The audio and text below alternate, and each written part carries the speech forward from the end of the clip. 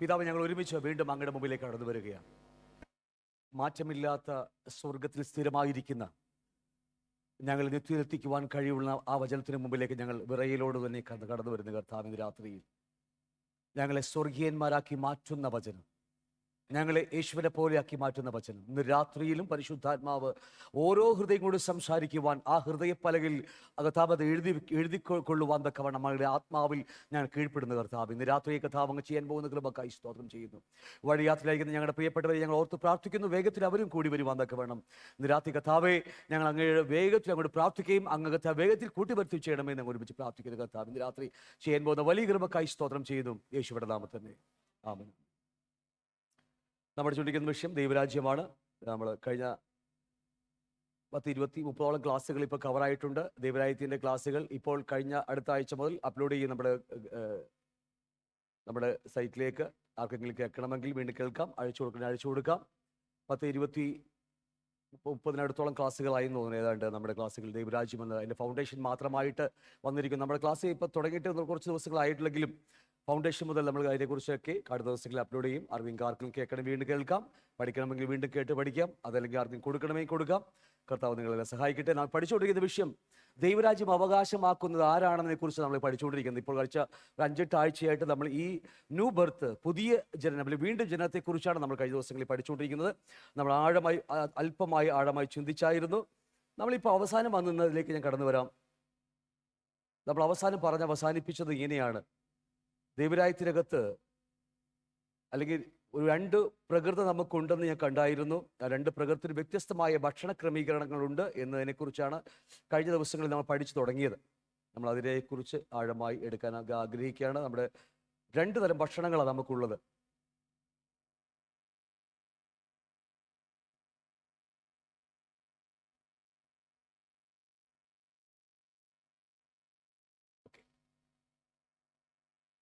നമുക്ക് 2 വ്യക്തിത്വങ്ങൾ അല്ലേ, 2 സിറ്റിസൺഷിപ്പാണ് നമുക്കുള്ളത്. ഒന്ന് ഇവിടെയും സ്വർഗത്തിലുമായിട്ട് 2 പൗരത്വം നമുക്കുണ്ട്. ഈ 2 വ്യക്തികളാണ് നമ്മളെന്ന്. ഉൽപ്പത്തിയിൽ ദൈവം മനുഷ്യനെ 3 സൃഷ്ടിച്ചു, ആത്മാ ദേഹി ദേഹമായിട്ട്. എന്നാൽ പുതിയ നിയമത്തിലേക്ക് കടന്നു വരുമ്പോൾ യേശു അതിനെ 2 വേർതിരിക്കും നമുക്ക് കാണാൻ കഴിയും. അകമയുള്ള മനുഷ്യനും പുറമെയുള്ള മനുഷ്യനും. ഈ പുറമെയുള്ള മനുഷ്യനും അവന് വ്യത്യസ്തമായ ഫുഡ് ആവശ്യമാണ്. അത് കഴിച്ചില്ലെങ്കിൽ അവന് നിലനിൽക്കാൻ കഴിയില്ല എന്ന് നമ്മൾ അല്പമായി ചിന്തിച്ചായിരുന്നു. അതുപോലെ തന്നെയാണ് അകത്തു വീണ്ടും ജനിച്ച ദൈവപുരുഷൻ അല്ലെങ്കിൽ ദൈവ കുഞ്ഞിന് അല്ലെങ്കിൽ അകത്തു വീണ്ടും ജനിച്ച ഒരു പുതു മനുഷ്യന് അവന് ഒരു ഭക്ഷണ ക്രമീകരണം ആവശ്യമാണ്. ഭക്ഷണം കഴിച്ചില്ലെങ്കിൽ ഈ പുറമെയുള്ള മനുഷ്യൻ ക്ഷയിച്ചു പോകുന്നത് പോലെ തന്നെ അല്ലെ. കുഞ്ഞ് ജനിച്ചിട്ട് അതിന് നല്ല പ്രോട്ടീനുള്ള നല്ല മിനറൽസൊക്കെ ഉള്ള ഭക്ഷണം കൊടുക്കാതെ കഴിച്ചില്ലെങ്കിൽ മരിച്ചു പോകുന്നത് പോലെ തന്നെയാണ് അകത്ത് വീണ്ടും ജനിച്ച ഒരു പുതു മനുഷ്യൻ മരിക്കാനിടയുണ്ട്. ഇന്ന് ലോകത്തിൽ ഇഷ്ടംപോലെ കൂട്ടർ തെറ്റായി ചിന്തിക്കുന്നുണ്ട്. രക്ഷിക്കപ്പെട്ടാൽ നമ്മൾ നേരെ സ്വർഗത്തിൽ പോകുന്നു. അല്ല. രക്ഷിക്കപ്പെട്ടത് ആത്മാവിൽ മാത്രമേ പുതുജീവൻ ലഭിക്കുന്നുള്ളൂ. നമ്മുടെ ഹൃദയത്തിനകത്താണ് ഒരു ജനനം സംഭവിക്കുന്നത്, ആത്മാവിലല്ലെന്ന് നിങ്ങൾ ഓർക്കണം. വ്യക്തമായി നമ്മൾ പഠിച്ചതാ. നമ്മുടെ വീണ്ടും ജനനം സംഭവിച്ചത് എവിടെയാ വീണ്ടും ജനനം സംഭവിച്ചത്? നമ്മുടെ ഹൃദയത്തിനകത്ത് ഒരു പുതു മനുഷ്യൻ സൃഷ്ടിക്കപ്പെട്ടു. ദൈവരാജ്യം അവകാശമാക്കുന്ന പുതിയ മനുഷ്യൻ, സോൾ. പഠിച്ചത് ഓർമ്മയുണ്ടോ? യെസ്. അപ്പൊ അതുകൊണ്ട് നമ്മുടെ ക്രിസ്ത്യ ജീവിതം നേരെ ചൊവ്വെ പോകുന്നില്ലെങ്കിൽ, യഥാർത്ഥമായ പരിശുദ്ധാത്മാവിന് കീഴ്പ്പെട്ട് ജീവിക്കുന്നില്ല എങ്കിൽ മരിച്ചു പോകാൻ ഇടയുണ്ട്. നമ്മളെ വീണ്ടും ജനിച്ചാണെങ്കിലും മരിച്ചു പോകാൻ ഇടയുണ്ടെന്ന കാര്യം മറന്നു പോകരുത്. ആത്മീയഗോളത്തിൽ വളരെയേറെ തെറ്റിദ്ധരിക്കപ്പെട്ടൊരു വചനമാണത്. നമ്മൾ രക്ഷിക്കപ്പെട്ടാൽ രക്ഷ പൂർണ്ണമാണ്, നിത്യയിൽ എത്തിപ്പെട്ടതൊക്കെ തെറ്റായൊരു പഠിപ്പ് ലോകത്തിലുണ്ട്. അങ്ങനെ ഒന്നുമല്ല. യൂദായുടെ ലേഖനം നിങ്ങൾ പഠിക്കുമ്പോൾ, വേദപുസ്തകത്തിലെ അവസാന ലേഖനമായ യൂദായുടെ ലേഖനം പഠിക്കുമ്പോൾ അവിടെ വ്യക്തമായി പഠിപ്പിച്ചിട്ടുണ്ട്. വേരറ്റുപോയ വൃക്ഷങ്ങൾ അല്ലേ, വെള്ളമില്ലാത്ത മേഘങ്ങൾ. അടുത്ത വാക്യം പറയുക, 2 ചത്തുപോയവര് 2 പ്രാവശ്യം ചത്തുപോകുന്നു. ഉൽപ്പത്തി 2:17 നന്മ തിന്മ വൃക്ഷത്തിന്റെ ഫലം കഴിച്ചാൽ മരിക്കും നിശ്ചയമെന്ന് പറഞ്ഞ് അവർ കഴിച്ചപ്പോൾ ആത്മാവ് വേർപെട്ടുപോയി, ദൈവമായി മരിച്ചുപോയി, വേർപെട്ടുപോയി. എന്നാൽ ക്രിസ്തുവിലൂടെ നമുക്ക് വീണ്ടും ജനനം ലഭിച്ചു, നമ്മൾ ദൈവമായിട്ട് വീണ്ടും നിരപ്പ് പ്രാപിച്ചു. എന്നിട്ടും റോമർ 8:13 പറയുന്നു, ജഡത്തെ അനുസരിച്ച് ജീവിച്ചാൽ മരിക്കും നിശ്ചയം അല്ലേ. വീണ്ടും നാം ജഡത്തിന്റെ പുറകെ പോയാൽ, ദൈവ ഇഷ്ടത്തിന് വിട്ട് നമ്മൾ വേറെ ലോകത്തിലേക്ക് പോയാൽ തീർച്ചയായും അകത്ത് ജനിച്ച പുതു മനുഷ്യൻ മരിക്കാനിടയുണ്ട്. അതുകൊണ്ട് അവസാന ലേഖനമായ യൂദയുടെ ലേഖനത്തിൽ വ്യക്തമായി എഴുതി വെച്ചിരിക്കുന്നു, അവർ വേരറ്റുപോയ വൃക്ഷങ്ങൾ. ക്രിസ്തുവായുള്ള ബന്ധം വേർപെട്ടു പോയി. 2, അവർ വെള്ളമില്ലാത്ത മേഘങ്ങൾ. മനസ്സിലാവുന്നുണ്ടോ? ഞാൻ വിവരിക്കാൻ നമുക്ക് സമയമില്ലാത്തതുകൊണ്ട് അത്. മൂന്നാമത്തെ വാക്ക്, അവർ രണ്ടൊരു ചത്തത്, 2 പ്രാവശ്യം മരിച്ചു പോയ ആൾക്കാർ. ഉൽപ്പത്തി 2:17 മരിച്ചു, ആത്മാവ് ദൈവമായി വേർപെട്ടു പോയി. വീണ്ടും രക്ഷിക്കപ്പെട്ട് നമ്മളായിട്ട് ദൈവകൃപയിലായിരുന്നിട്ടും വീണ്ടും ദൈവകൃപ വിട്ട് അല്ലെങ്കിൽ ജഡത്തെ അനുസരിച്ച് ജീവിച്ചു പോകുമ്പോൾ മരിക്കാൻ ഇടയുണ്ട് എന്ന സത്യം നിങ്ങൾ എന്താ പറയുക, ഹൃദയത്തിൽ അടിവരയിട്ട് നമ്മൾ കുറിച്ചിട്ടേക്കണം. ഗ്രഹിച്ചോ ഞാൻ പറഞ്ഞത്? അപ്പോൾ അതുകൊണ്ടാണ് പറയുന്നത് 80% വിശ്വാസികളും ദൈവദാസന്മാരും നരകത്തിലേക്കെന്ന് പറയാൻ കാരണം വേറൊന്നും കൊണ്ടല്ല. കർത്താവിൻ്റെ വാക്കുകൾ വളരെ ക്ലിയർ വാക്കുകളാണ് നമുക്ക്. ഹല്ലേലൂയ. കർത്താവ് നിങ്ങളെ സഹായിക്കട്ടെ. അപ്പോൾ 2 തരം നമ്മുടെ ജീവിതമുണ്ട്. നമ്മുടെ ജഡത്തിൽ ജനിച്ച നമ്മുടെ ഒരു ജീവിതം, 2 നമ്മുടെ പുതുമനുഷ്യൻ്റെ ജീവിതം. നമ്മളിപ്പോൾ പഠിച്ചുകൊണ്ടിരിക്കുന്നത് 2 തരം ഫുഡിനെ കുറിച്ച് പഠിച്ചുകൊണ്ടിരിക്കുകയാണ്. നമുക്കറിയാം, ഒന്ന് നാൾ ഇങ്ങനെ പഠിച്ചായിരുന്നു, അമ്മയുടെ ഉദരത്തിൽ നാം ജനിക്കുമ്പോൾ 9 മാസവും 9 ദിവസവും 9 വിനാഴികയും നമ്മൾ അമ്മയുടെ ഉദരത്തിൽ കിടക്കുമ്പോൾ ഒരിക്കൽ പോലും എനിക്ക് ചിക്കൻ ബിരിയാണി വേണമെന്ന് നമ്മളൊന്നും ഇന്ന് വരെ ചോദിച്ചിട്ടില്ല. കറക്റ്റായിട്ട് പ്രോട്ടീനുള്ള നല്ല പോഷകാഹാരങ്ങളൊക്കെയുള്ള ഭക്ഷണമാണ് അമ്മ ആ കുഞ്ഞിന് കൊടുക്കുന്നത് അല്ലേ? ഒരിക്കൽ പോലും ആ കുഞ്ഞ് കൊടുത്തിട്ടില്ല. വളരെ ശാന്തമായി ഈ 9 മാസവും ഇതുപോലത്തെ ഒരു സുഖമായ ജീവിതം ലോകത്ത് പിന്നീട് ഉണ്ടാകത്തില്ല. നമുക്ക് ഉണ്ടായിട്ടുണ്ടോ? നിങ്ങൾക്ക് ഉണ്ടായിട്ടുണ്ടോ? ഇതുപോലത്തെ ഒരു ജീവിതം ജന്മത്ത് കിട്ടത്തില്ല. അതുപോലത്തെ 9 മാസവും 9 ദിവസവും 9 വിനാഴികയും ഉള്ള ജീവിതത്തെ പോലെ ജീവിതം പിന്നീട് ഒരിക്കലും നമ്മുടെ ജീവിതത്തിൽ കിട്ടത്തില്ല. കാരണം ഒന്നും ചോദിക്കേണ്ട, സമയാസമയം കറക്റ്റായിട്ട് നമുക്ക് ലഭിക്കും. കാരണം ഇത് പൊക്കിൾക്കൊടി ബന്ധമാണ്. അതറ്റ് കഴിഞ്ഞാൽ പിന്നീട് നമ്മൾ തന്നെ കണ്ടെത്തണം അല്ലേ? അതുകൊണ്ട് ആ സിർലാക്കിനൊക്കെ ഇത്ര ഡിമാൻഡ് വന്നത്. കാരണം ഹോസ്പിറ്റലിൽ വെച്ച് അവസാന സെക്കൻഡിൽ പ്രസവിച്ച് കഴിയുമ്പോൾ അത് കട്ട് ചെയ്ത് കഴിഞ്ഞാൽ പിന്നീട് സിർലാക്കും എന്തൊക്കെയാ അല്ലേ, എന്തെങ്കിലും ആവട്ടെ, എന്തെങ്കിലും അതൊക്കെ കഴിച്ച് വളരാൻ കാരണം അതുവരെ ഈ ഒരു റിലേഷൻഷിപ്പിൽ നിന്ന് ഇത് വരികയാണ്. ഇത് നമ്മൾ ആഴമായി ചിന്തിച്ച് പഠിച്ച കാര്യമാണ്. അതുകൊണ്ട് ഇതേ ഒരു ജീവിതമാണ് ഇന്ന് സഭയിൽ നമ്മളും ആയിരിക്കുന്നത്. പഠിച്ചത് ഓർമ്മയുണ്ടോ? ഈ ഒരു ജീവിതമാണ് നമ്മൾ ഇന്നായിരിക്കുന്നത്. നമ്മൾ അല്പമായി അതിനെക്കുറിച്ച് ചിന്തിക്കാം. അപ്പോൾ തന്നെ നമ്മുടെ പുറമേ ജനിച്ച പഴയ എന്താ പറയുക, ജഡമനുഷ്യനുണ്ട്. മണ്ണിൽ നിന്നുരുവായ 17 ശ്രേഷ്ഠമായ എന്താ പറയുക അല്ലേ, പൊടിയിൽ നിന്ന് ആ എലമെന്റ്സ് കൊണ്ട് ഉണ്ടാക്കിയിരിക്കുന്ന ഈ മനുഷ്യന് അവന് ഈ കാണുന്ന ഫുഡുകളൊക്കെ അവന് ആവശ്യമാണ്. ഇത് കഴിച്ചില്ലെങ്കിൽ അവന് നിലനിൽക്കാൻ കഴിയില്ല എന്ന കാര്യം നമുക്ക് വ്യക്തമായിട്ടറിയാം. അതുകൊണ്ട് 12-1 മണിയാകുമ്പോൾ അകത്തൊരു വിളി വരില്ല കറക്റ്റായിട്ട്? ഇല്ല, എല്ലാവരും പറയും കറക്റ്റ് വിളി വരില്ല. നമുക്ക് സമയവും നോക്കണ്ട. ഞങ്ങളുടെ വീട്ടിലേക്ക് ഇന്ന് പണിക്കാരിരിക്കുന്നുണ്ട്, സൈഡിൽ വീട്ടിൽ പണി നടക്കുന്നതുകൊണ്ട് പണിക്കാരുണ്ട്. 1 മണി അവർക്ക് ക്ലോക്കും നോക്കണ്ട, ഒന്നും നോക്കണ്ട, കറക്റ്റ് 1 മണിയാകുമ്പോൾ വിശപ്പിൻ്റെ വിളി വരും, കറക്റ്റായിട്ട് വരും. പക്ഷേ വചനത്തിൻ്റെ മറ്റേ അകത്തെ മനുഷ്യൻ്റെ വിളി ഇന്ന് വരെ ഞാൻ കേട്ടിട്ടില്ല.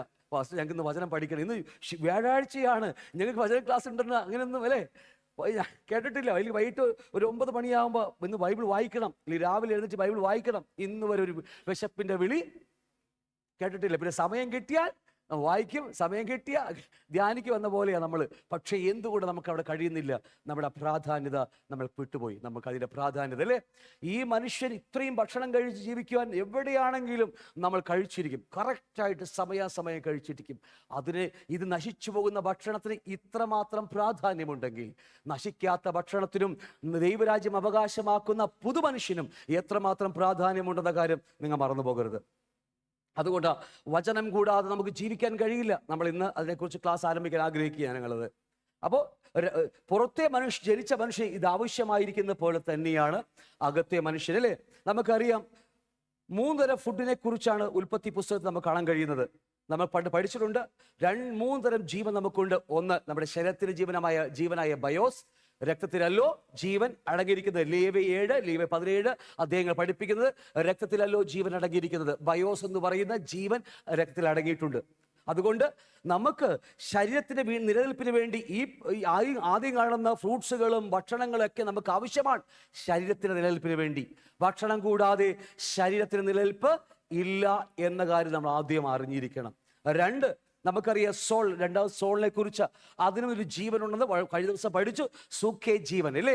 അതിനും വേണം ഫുഡ്, പക്ഷേ അത് കഴിക്കുകയല്ല, അനുസരണത്തിലൂടെയാണ്.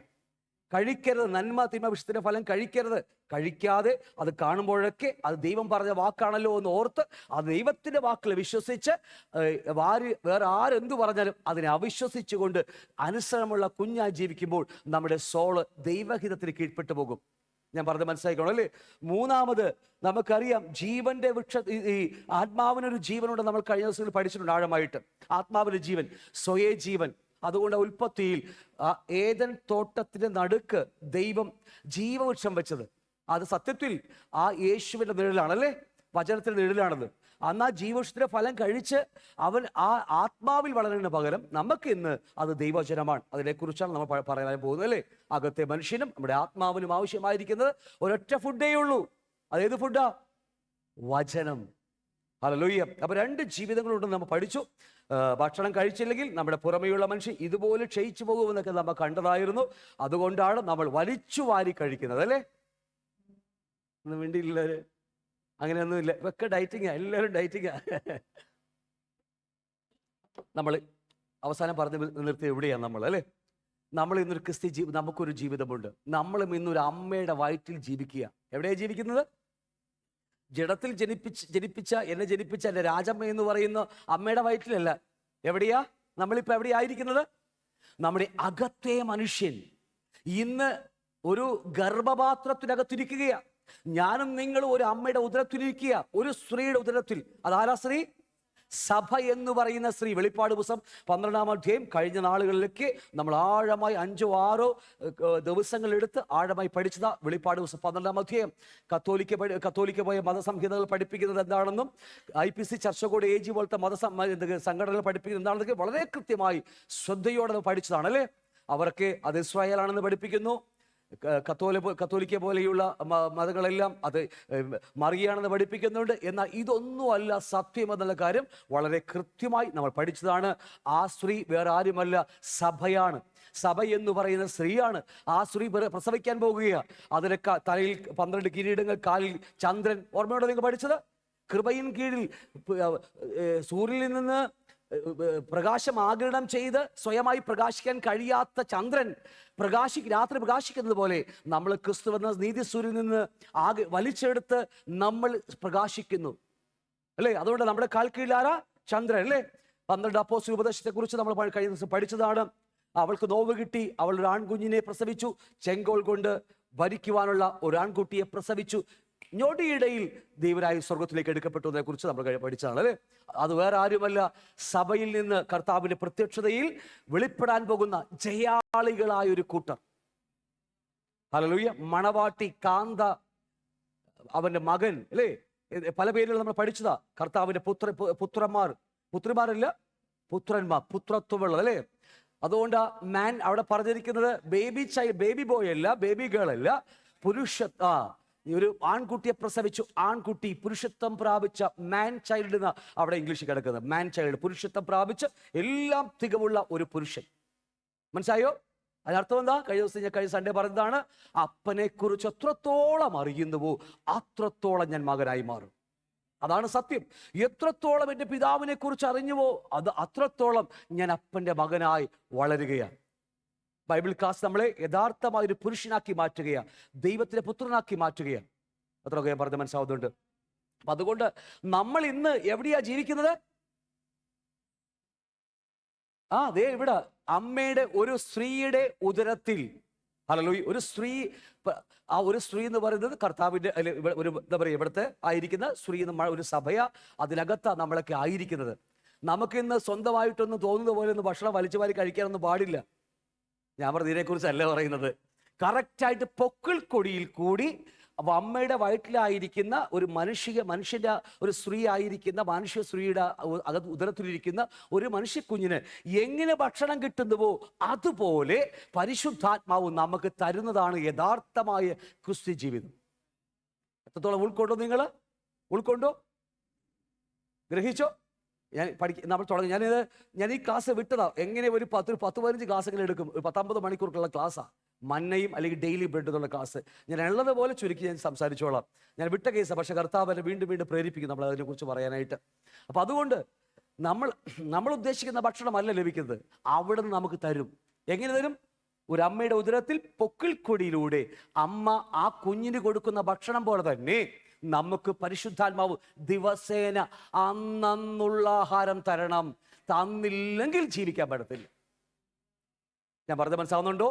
ഒരാഴ്ചത്തേക്കുള്ളതല്ല, ഒരു മാസത്തേക്കുള്ളതല്ല, അന്നുള്ള ഭക്ഷണം. എത്ര പേർ ഗ്രഹിച്ചു? എവിടെയാണ് രാജീവിന് പ്രാധാന്യമുള്ളത്? എന്താണെന്ന് മനസ്സിലായത് നിങ്ങൾക്ക്? രാജീവിന് പ്രാധാന്യം എന്താ? രാവിലെ 5 അധ്യായം വായിക്കുക. രാജീവ് പോയ വഴി പോയാ അവിടെ ഉണ്ട്. അപ്പം വളരെ ഇമ്പോർട്ടൻ്റ് വിഷയമാണ് നമ്മൾ ചിന്തിക്കാൻ പോകുന്നത്. കാരണം അകത്തെ മനുഷ്യന് വളരെ അത്യാവശ്യമായിരിക്കുന്ന കുറിച്ചാണ് നമ്മൾ ചിന്തിക്കാൻ പോകുന്നത്. അപ്പം അതുകൊണ്ട് ഇപ്പോൾ നമ്മളായിരിക്കുന്നത് സഭ എന്ന സ്ത്രീയുടെ ഉദരത്തിലാണ്. നമ്മുടെ തോന്നുന്നത് പോലെ നമുക്ക് കഴിക്കാൻ പറ്റത്തില്ല. കർത്താവ് തരുന്ന ഭക്ഷണം ഡെയിലി നമുക്ക് തരും. ഡെയിലി കർത്താവ് നമുക്ക് നൽകണം.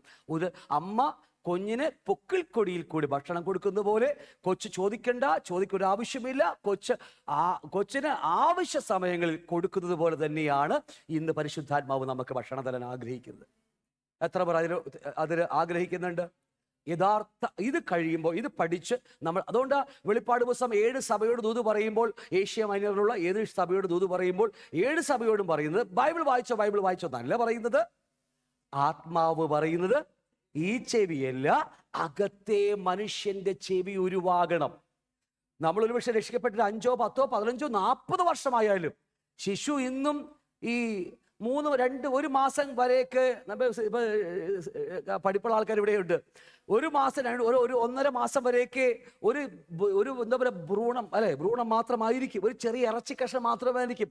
കൈയില്ല, കണ്ണില്ല, ചെവിയില്ല, ഒന്നുമില്ല.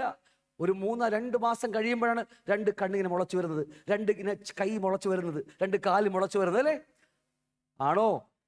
നമ്മൾ കാണാത്തത് കൊണ്ടാണ്. അങ്ങനെയൊക്കെ അകത്ത് സംഭവിക്കുന്നുണ്ട്. പഴയ ക്ലാസ്സൊക്കെ ഉണ്ടെങ്കിൽ ഇത് ഓർത്താൽ മതി. അപ്പൊ അതുകൊണ്ട് അതുപോലെ തന്നെയാണ് നമ്മുടെ അകത്ത് വീണ്ടും ജനിക്കുമ്പോൾ പരിശുദ്ധാത്മാവിന്റെ സ്വരം കേൾക്കാൻ നമ്മൾ ചെവി കൂർമ്മിച്ചു കൊടുക്കുമ്പോൾ നമ്മുടെ ചെവി ഉരുവായി വരികയാണ്. യഥാർത്ഥ ക്രിസ്ത്യ ജീവിതം അതാണ്. ബൈബിൾ കോളേജിൽ നിന്ന് പഠിച്ചതല്ല, നല്ല കാര്യം, പഠിച്ചോട്ടെ, അല്ലേ? എല്ലാം നല്ലത്. പക്ഷേ അതിനേക്കാൾ അപ്പുറമാണ് പരിശുദ്ധാത്മാവ് അന്നു നൽകുന്ന ആഹാരം, ഡെയിലി ബ്രെഡ്. ഹല്ലേലൂയ. ഞാൻ പറഞ്ഞില്ലേ, ഞാൻ വിട്ടതാ, ഈ ടോപ്പിക്ക് വിട്ടതാ. പക്ഷെ 50 മണിക്കൂറിൽ പോകും. എന്നാൽ പോലും വീണ്ടും നമ്മൾ ആ ദൈവരായത്തുള്ള ക്ലാസ്സിൽ അത് ചേർക്കണമെന്ന് പരിശുദ്ധാത്മാവ് പ്രേരിപ്പിച്ചുകൊണ്ട് മാത്രമാണ് ഞാൻ നിങ്ങൾ സംസാരിക്കുന്നത്. അപ്പോൾ എങ്ങനെയാ നമുക്ക് വചനം കിട്ടുന്നത്?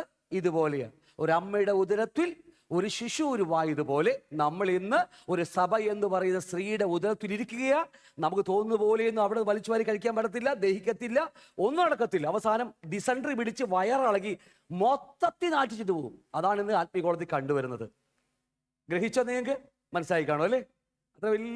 അത്ര ഇല്ല നല്ല അറിവുള്ള ആൾക്കാരാണ്. അതുകൊണ്ട് പരിശുദ്ധാത്മാവ് അമ്മ പൊക്കിൾക്കൊടി കൂടി തരുന്ന ഭക്ഷണം കഴിച്ചാൽ നമുക്ക് എല്ലാം അതിലുണ്ട്. Protein, mineral.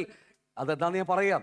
അന്നു നമ്മുടെ ജീവിതത്തിൽ വരുന്ന സകല പരിശോധനകളെയും ജയിക്കുവാൻ, പിശാചിന്റെ തന്ത്രങ്ങളെ ജയിക്കുവാൻ, നമ്മുടെ മുമ്പിൽ ദൈവം വെച്ചിരിക്കുന്ന ഇന്ന് ചെയ്യേണ്ട ജോലികൾ നിവർത്തിക്കുവാൻ എല്ലാത്തിനും ആവശ്യമായ പുട്ടും കടലയും നമുക്ക് പരിശുദ്ധാത്മാവ് പൊക്കിൾക്കൊടിയിൽ കൂടി വയറ്റിലിരിക്കുന്ന കുഞ്ഞിന് കൊടുക്കുന്നത് പോലെ നമുക്ക് പരിശുദ്ധാത്മാവ് നൽകിയിരിക്കും. എത്രയൊക്കെ പറഞ്ഞ് മനസ്സിലാവുന്നുണ്ട്? പ്രാധാന്യം മനസ്സിലായോ? അപ്പോൾ വളരെ ശ്രദ്ധയോടെ കേട്ടാൽ നിങ്ങൾക്ക് പരിശുദ്ധ ആത്മാവ് പറയുന്നത് ചെവിയുള്ളവർ കേൾക്കട്ടെ എന്ന് പറയുന്ന അന്ത്യകാല സഭയിൽ നമുക്ക് അംഗമായി തീരാൻ കഴിയും. ഹല്ലേലൂയ. ആത്മാവ് പറയുന്നത് പോലെ, ആത്മാവ് പറയുന്ന ചെവിയുള്ളവൻ കേൾക്കട്ടെ. ദിവസവും കേൾക്കുന്ന അനുഭവങ്ങൾക്ക് നമുക്ക് ഉണ്ടാകട്ടെ. കർത്താവ് നിങ്ങളെ സഹായിക്കട്ടെ. ഓക്കെ, നമുക്ക് കഴിഞ്ഞ ദിവസങ്ങൾ നമ്മൾ പഠിച്ചതാണ്. 2 ജനം നമുക്ക് സംഭവിച്ചു. അത് പിന്നീട് ആഴമായി ചിന്തിക്കും നമ്മൾ. സൺഡേ നിങ്ങൾ അതിനെ എടുക്കും. അതിനെക്കുറിച്ച് രണ്ട് ജീവിതമാണ് നമുക്കുള്ളത്, അല്ലേ? ഒന്ന് അകത്തെ മനുഷ്യൻ, ആരും കാണുന്നില്ല, ഹൃദയത്തിൽ സംഭവിക്കുന്ന കാര്യമാണ്. അത് ദൈവവും ഞാനും മാത്രം അറിയുന്ന ജീവിതമാണ്. പിന്നെ സ്വഭാവത്തിലൊക്കെ വെളിപ്പെട്ട് വന്നേക്കാം, നല്ല കാര്യമാണ്. പക്ഷേ അപ്പോൾ തന്നെ സഭക്കകത്ത് കാണുന്നത് മുഴുവനും ഔട്ടർ മാനാ. ഇവിടെയാണ് പരിശുദ്ധാത്മാ അഭിഷേകം റിലീസ് ചെയ്യപ്പെടുന്നത്. അതിനെക്കുറിച്ച് ഈ സൺഡേ ഞാൻ നിങ്ങളോട് സംസാരിക്കും. അപ്പോൾ അഭിഷേകം ഉള്ളത് കൊണ്ടോ കൃപാവരങ്ങൾ ഉള്ളത് കൊണ്ടോ ഒരിക്കലും നിഗളിച്ചേക്കരുത്. എത്ര വലിയ അഭിഷിക്തനാണെങ്കിലും, എത്ര വലിയ കൃപാവരമുള്ളവനാണെങ്കിലും നരകത്തിലേക്ക് പോകുവാൻ അതൊറ്റ കാര്യം മാത്രം മതി. ഒട്ടനവധി ഡെലിവറൻസ് എന്താ പറയുക, പവർ കോൺഫറൻസും എൻകൗണ്ടർ കോൺഫറൻസും ഒക്കെ ഞാൻ ഒരുപാട് ഇന്ത്യയുടെ പല ഭാഗത്തും ചെയ്തിട്ടുണ്ട്. ഒരുപാട് ആൾക്കാർ ചെയ്യുന്നത് കൂടെ നിന്നിട്ടുമുണ്ട്. ഞാൻ പറയാം, ഇതൊക്കെ ലഭിച്ചാലും നരകം മാത്രമേ നമുക്കുണ്ടാകത്തുള്ളൂ. എൻ്റെ നാമത്തിൽ നിങ്ങൾ ഭൂതങ്ങളെ പുറത്താക്കി പ്രവചിച്ചു, വീര്യപ്രവൃത്തികൾ ചെയ്തു. കർത്താവ് പറയും, ഞാൻ നിങ്ങളെ ഒരു നാളം ഭൂമിയിൽ ജീവിച്ചിരിക്കുമ്പോൾ പോലും ദൈവം നമ്മെ അറിയുന്നില്ല. പുതിയ നിയമത്തിൽ 2 പ്രാവശ്യമാണ് ഞാൻ നിങ്ങളെ അറിയുന്നില്ല. മത്തായി 25-ാം അധ്യായത്തിലും ഇവിടെ 7-ാം അധ്യായത്തിൻ്റെ 21-ാം വാക്യത്തിലുമാണ് ഈ 2 വാക്യങ്ങൾ എഴുതി. അത്ര ഭയാനകമായ വാക്കാണ്, അവർ മറന്നു പോകരുത്. അതുകൊണ്ട് വളരെ ശ്രദ്ധയോടെ വേണം ഈ കാര്യങ്ങൾ നിങ്ങൾക്ക് പഠിക്കുവാൻ. ഹല്ലേലൂയ. അപ്പോൾ എവിടെയാണ് നമ്മുടെ പുതുമനുഷ്യൻ ജനിച്ചിരിക്കുന്നത്? ആത്മാവിന് ജീവൻ ലഭിച്ചുവെങ്കിലും പുതുമനുഷ്യൻ ജനിച്ചിരിക്കുന്നത് എൻ്റെ പഴയ ഹൃദയത്തിനകത്ത്, പഴയ ചതിമോഹങ്ങളാൽ വഷളായിപ്പോയ ആദത്തിനകത്ത് നിന്ന് വന്നിരിക്കുന്ന ആ ഹൃദയത്തിനകത്ത് ഒരു പുതിയ സൃഷ്ടിപ്പ് സംഭവിച്ചിരിക്കുക. അത് മനസ്സിലാക്കണമെങ്കിൽ ആരാണ് മനുഷ്യൻ എന്ന് ഉൽപ്പത്തി പുസ്തകത്തിൽ പറയുന്നുണ്ട്. ആരാ മനുഷ്യൻ? മനുഷ്യൻ ആത്മാവാകുന്നു എന്നാണ് ലോകത്തിലെ 90%, 90-ൽ അതിലധികം ആൾക്കാരും വിശ്വസിക്കുന്നത്, ആത്മീയഗോളത്തിൽ വിശ്വസിക്കുന്നത് മനുഷ്യൻ ആത്മാവാണെന്നാണ്. തെറ്റെന്ന് പറഞ്ഞാൽ വളരെ തെറ്റാണത്.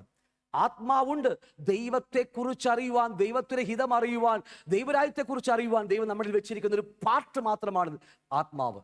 ആത്മാവിലൂടെ മാത്രമേ നമുക്ക് പരിശുദ്ധാത്മാവിൽ നിന്ന് ലഭിക്കത്തുള്ളൂ.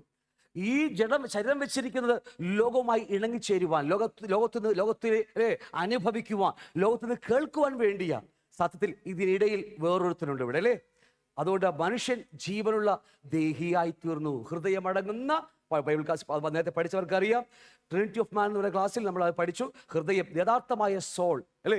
അതിനകത്ത് ചതിമോഹങ്ങളായി വഷളായി കിടക്കുന്ന നമ്മുടെ ഹൃദയത്തിനകത്ത് ഒരു പുതിയ ഹൃദയം വന്നു. എസെക്കിയേൽ വാക്യം പഠിച്ചില്ലേ? 36:26 എന്താ? ഞാൻ നിങ്ങൾക്ക് ഒരു പുതിയ ഹൃദയം തരും പറഞ്ഞു, അല്ലെ? പുതിയ ആത്മാവിനെ നൽകും, എൻ്റെ ആത്മാവിനെ നിങ്ങളുടെ ഉള്ളിലാക്കി ചട്ടങ്ങളിൽ പ്രമാണികൾ നടക്കുമാറാക്കും എന്നൊക്കെ പറയുന്ന ഒരു പുതിയ ഹൃദയം. അതാണ് യഥാർത്ഥമായ നിങ്ങളുടെ അകത്ത് വീണ്ടും ജനിച്ചിരിക്കുന്ന ദൈവപുത്രൻ. ഹല്ലേലൂയ. ഗ്രഹിച്ചോ? ഒരുപാട് മിസ്റ്റേക്കിലും ആത്മീയഗോളത്തിൽ ഉള്ളതുകൊണ്ടാണ് ഞാൻ വളരെ ശ്രദ്ധിച്ച് ഇതുപോലെ ഞാൻ എടുത്ത് പറയുന്നത്. എൻ്റെ ഹൃദയത്തിനകത്താ. അതുകൊണ്ടാണ് ഞാൻ വീണ്ടും പറയുന്നത്, വീണ്ടും എൻ്റെ ഹൃദയം, എൻ്റെ ആഗ്രഹം, എൻ്റെ മനസ്സ് പാപത്തിലേക്ക്, ജഡത്തിന്റെ പുറകെ പോയാൽ എൻ്റെ ഹൃദയം എന്താ പറയുക, തടിച്ചു കൊഴുക്കും. ചതിമോഹങ്ങളാൽ പൊഴുത്ത് അവസാനം തഴമ്പ് പിടിച്ചു കഴിയുമ്പോൾ അകത്ത് വീണ്ടും ജനിച്ച പുതുമനുഷ്യൻ മരിച്ചു പോകാനിടയുണ്ട്. അതുകൊണ്ട് യൂദയുടെ ലേഖനത്തിൽ പറയുന്നു, അവർ രണ്ടൊരു ചത്തുപോയവർ. ഒതുകൊതു ലേഖനത്തിൽ വാക്കുണ്ടല്ലോ, ആത്മാവിനെ ഞെരുക്കി കളയുമെന്നൊരു വാക്ക് 7-ാം അധ്യായത്തിലല്ലേ? സകല കൺമഷം മാറ്റി ആത്മാവിനെ പോലും ബാധിക്കും. എൻ്റെ ഹൃദയത്തിന് വരുന്ന, എൻ്റെ ചിന്തയിൽ വരുന്ന പാപങ്ങൾ, എൻ്റെ മനസ്സിൽ വരുന്ന പാപചിന്തകൾ, എൻ്റെ ഹൃദയത്തിൽ വരുന്നതൊക്കെ എൻ്റെ അകത്ത് വീണ്ടും ജനിച്ച പുതുമനുഷ്യനെ ഞെരുക്കി കളയാനിടയുണ്ട്. ഹലോ, ഒരു വിശുദ്ധ ജീവിതത്തിന്റെ പ്രാധാന്യം മനസ്സിലായോ? വേർപാടിന്റെ പ്രാധാന്യം മനസ്സിലായോ?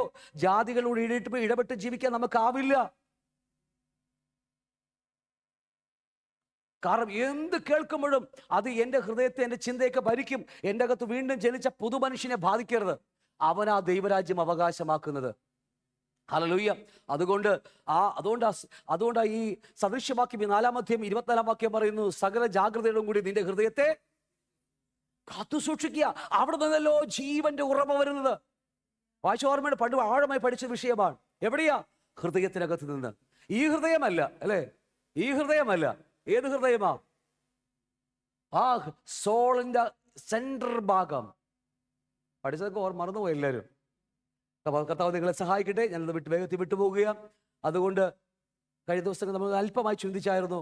തിരഞ്ഞെടുക്കപ്പെട്ടവർ, വിളിക്കപ്പെട്ടവർ അനേകർ, തിരഞ്ഞെടുക്കപ്പെട്ടവരോ ചുരുക്കം പേരാ. ഇന്ന് ഈ ലോകത്ത് എത്രയോ ലക്ഷക്കണക്കിന് കോടിക്കണക്കിന് ജനങ്ങളെല്ലാം കർത്താവ് വിളിച്ചിരിക്കുക. എല്ലാവരും സഭക്കകത്തുണ്ട്, അല്ലേ? ലോകത്ത് എല്ലാ സഭക്കകത്തും പ്രാദേശികമായ ലോക്കൽ ചർച്ചിനകത്ത് അനേകം ലോകത്തിലുണ്ട് വിളിക്കപ്പെട്ടവരെ, കോടിക്കണക്കിന് വിശ്വാസികൾ. പക്ഷേ തിരഞ്ഞെടുപ്പിലേക്ക്, ദൈവം തിരഞ്ഞെടുപ്പിലേക്ക് അനേക വിശ്വാസികളും വരുന്നില്ല. ഭയമാകുന്നോടെന്ന് എനിക്ക് ഞാൻ പറഞ്ഞത്? ഭയമാകുന്നോ? അതോ എന്നാ ഭയമാകാനല്ലേ? അവർക്ക് ശ്രദ്ധിച്ചു നോക്കേ, എല്ലാവരും വിളിക്കപ്പെട്ടവരാ. ലോകത്തിലെ സകല സഭക്കാരും വിളിക്കപ്പെട്ടവരുടെ കൂട്ടില്ല. പക്ഷേ ദൈവം തിരഞ്ഞെടുപ്പുണ്ട്. അതിൽ നിന്ന് തിരഞ്ഞെടുപ്പ്, അതിലേക്ക് ഒരു വ്യക്തി കടക്കുന്നില്ല. വീണ്ടും ജനിപ്പിച്ച് നമ്മളവിടെ നിർത്തിയിരിക്കുക. ഒരു എക്സാമ്പിൾ പറഞ്ഞാൽ ഇങ്ങനെയാ. അടിമയായി വിറ്റുപോയ ഒരു സുന്ദരിയായ സ്ത്രീ, അങ്ങനെ വേണം വെച്ചു, ഒരു അടിമച്ചന്തയില്ലേ? അടിമച്ചന്ത അടിമച്ചന്തയിൽ ഒരു സ്ത്രീയെ ഒരു സുന്ദരിയായ സ്ത്രീയെ വിൽക്കാൻ വെച്ചു. ഒരു വളരെ സുന്ദരിയായ, നിങ്ങൾക്ക് മനസ്സിലാകാൻ വേണ്ടി വളരെ സുന്ദരിയായ ഒരു സ്ത്രീയെ അടിമച്ചന്തയിൽ വിൽക്കാൻ വെച്ചപ്പോൾ ഒരുപാട് കാട്ടാളന്മാരെ പോലത്തെ മനുഷ്യരൊക്കെ വന്ന് ഇവർക്ക് വേണ്ടി വില പറഞ്ഞു. അത്രയും മൃഗന്മാർ അല്ലേ, ദുഷ്ടന്മാർ ഉണ്ട്, മൃഗീയന്മാരായ മനുഷ്യരൊക്കെ വന്ന് അത്രയും സുന്ദരിയാ കുട്ടി. അവളെ വില പറയാൻ വേണ്ടി വാദിച്ചു കൊണ്ടിരിക്കുക. കാരണം അത്രയും സുന്ദരിയാ, കോടികൾ കൊടുക്കാൻ തയ്യാറാണ് അവർ. വാദിച്ചുകൊണ്ടിരിക്കുമ്പോൾ ഒരു നല്ല നിർമ്മലനായൊരു മനുഷ്യൻ വന്നിട്ട്, നല്ലൊരു മനുഷ്യൻ വന്നിട്ട് ഏറ്റവും വലിയ വില കൊടുത്ത് ആ കൊച്ചിനെ വാങ്ങി. നിങ്ങൾ ഓർക്കണം, ആ പെൺകുട്ടിയെ വിലക്കെടുക്കാൻ വേണ്ടി, എന്താ പറയുക, അടിമച്ചന്തയിൽ നിന്ന് വിലക്കെടുക്കാൻ വേണ്ടി അനേകർ അവിടെ നിൽക്കുക. ദുഷ്ടന്മാരായ മനുഷ്യന്മാർ, കോടീശ്വരന്മാരായ മനുഷ്യന്മാർ വില കൊടുക്കാൻ അവരെ എല്ലാം നിൽക്കാൻ തയ്യാറാണ്. അവർ വാദിച്ചുകൊണ്ടിരിക്കുമ്പോൾ നല്ലൊരു സൗമ്യനായൊരു മനുഷ്യൻ വന്നിട്ട്, നല്ല ഒരു സൗമ്യനായ മനുഷ്യൻ വന്ന് അവൻ്റെ ജീവിതത്തിൽ എല്ലാം കൊടുത്തിട്ട്, കാരണം ആ കുട്ടിയെ വിട്ടുകൊടുത്താൽ അവരൊക്കെ പിച്ച് ചീന്തി നശിപ്പിച്ച് കളയുമെന്ന് അറിയുന്നതുകൊണ്ട് ആ വേദന മനസ്സിലാക്കിയ മനുഷ്യൻ തൻ്റെ സമ്പാദ്യവും തൻ്റെ സകലം വിറ്റ് ആ പെൺകുട്ടിയെ വിലക്ക് വാങ്ങി. മനസ്സിലാവുന്നുണ്ടോ? വിലക്ക് വാങ്ങിക്കഴിഞ്ഞ് സാധാരണ അടിമച്ചന്തയിൽ വിലക്ക് വാങ്ങിയാൽ ആ സ്ത്രീയെ വലിച്ചിഴച്ചു കൊണ്ടുപോകും. കാരണം അടിമയാണ് അവള്. ഏത് മൃഗീയമായ വേലയും ചെയ്യിപ്പിക്കും അടിമച്ചന്തയിലെ ഒരു വ്യക്തിയെ കൊണ്ട്. പക്ഷേ ആ പെൺകുട്ടി വിളി കഴിഞ്ഞു, ഇദ്ദേഹത്തിന് എന്താ പറയുക, അവകാശമായി കിട്ടി. അദ്ദേഹം അവിടെ നിൽക്കുമ്പോൾ ആ പെൺകുട്ടി അടുത്തേക്ക് വരികയാണ്. ഈ പെൺകുട്ടിക്ക് അതിശയം, കാരണം ഇദ്ദേഹം ഒന്നും പറയുന്നില്ല. കാരണം എൻ്റെ യജമാനാണ് നിൽക്കുന്നത്, എൻ്റെ യജമാനൻ നിൽക്കുക, ഇദ്ദേഹമാണ് ഒന്നും എന്നോട് മിണ്ടുന്ന പോലുമില്ല. അവൾക്ക് അത്ഭുതമായിരിക്കുന്നു. ഞാൻ പറഞ്ഞ അർത്ഥം മനസ്സിലായോ? നമ്മളെല്ലാം കർത്താവ് വിളിച്ച് വേർതിരിച്ചു മാറ്റി വെച്ചിരിക്കുക. പക്ഷേ ഇനി ആ യജമാനന്റെ കൂടെ നടന്ന്, യജമാനൻ ഞാൻ ഒന്നുമല്ല എന്ന്, മഹാപാപിയായിരുന്നു എന്ന് മനസ്സിലാക്കിക്കൊണ്ട് ആ യജമാനെ പിൻപറ്റി യജമാന ഹിതത്തിലേക്ക് കടന്ന് ആ തിരഞ്ഞെടുപ്പിലേക്ക് വരുമ്പോഴാണ് ഞാൻ യഥാർത്ഥമായ മകനായി മാറുന്നത്. ഞാൻ പറഞ്ഞ് ഗ്രഹിച്ചോ നിങ്ങൾ? നമ്മളിവിടെ നിൽക്കുക, വില കൊടുത്ത് വാങ്ങിയിട്ട് നമ്മളിവിടെ ആ സുന്ദരിയായ മക്കൾ നമ്മളിവിടെ നിൽക്കുക.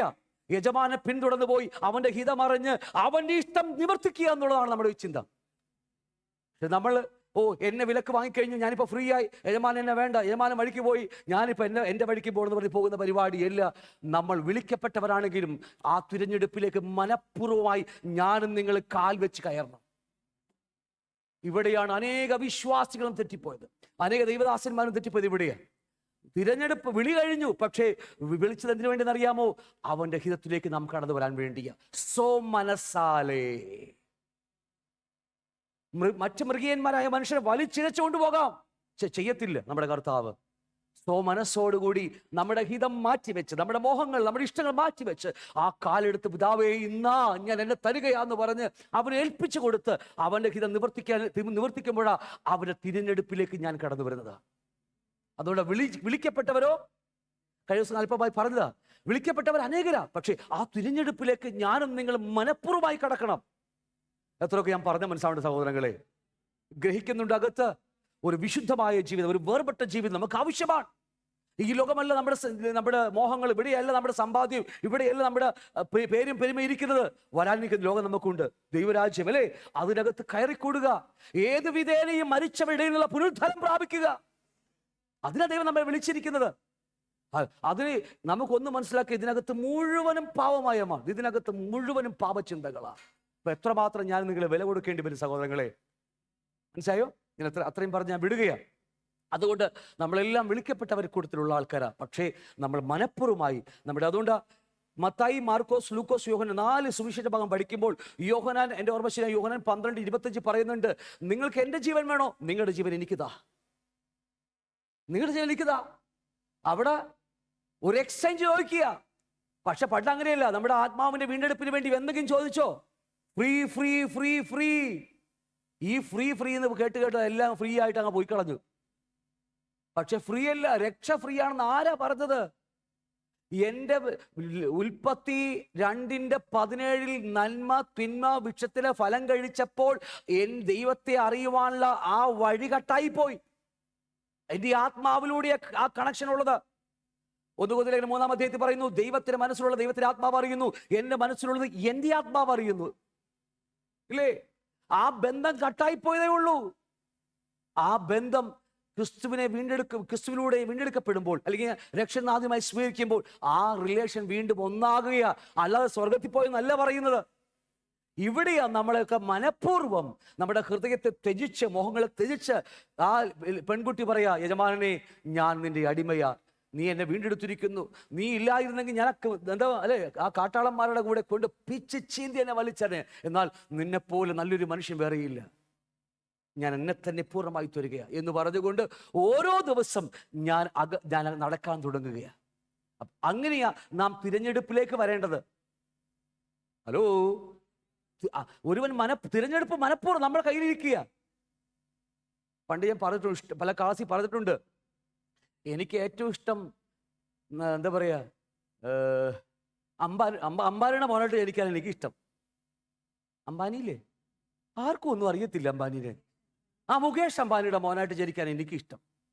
ഇനി ഇപ്പൊ രത്തൻ ചാച്ചയുടെ മോനായിട്ട് ചാച്ചയുടെ മോനായിട്ട് ജനിക്കാൻ എനിക്കിഷ്ടം. കാരണം എനിക്ക് ഇഷ്ടപ്പെട്ട വണ്ടിയൊക്കെ അവിടെയുണ്ട്, ഓടിച്ച് കളിക്കാമല്ലോ. ഞാൻ ജനിച്ചത് പാവപ്പെട്ട കോർപ്പറേഷൻ തൊഴിലാളിയുടെ മോനായിട്ട് ജനിച്ചത്. ഒന്നും വേണ്ടിയില്ല നിങ്ങൾ. എനിക്ക് വല്ല ചോയ്സ് ഉണ്ടോ? പറ നിങ്ങൾ. ഈ ഭൂമിയിൽ ജനിക്കുവാൻ എനിക്ക് എന്തെങ്കിലും ചോയ്സ് ഉണ്ടോ? ഇല്ല.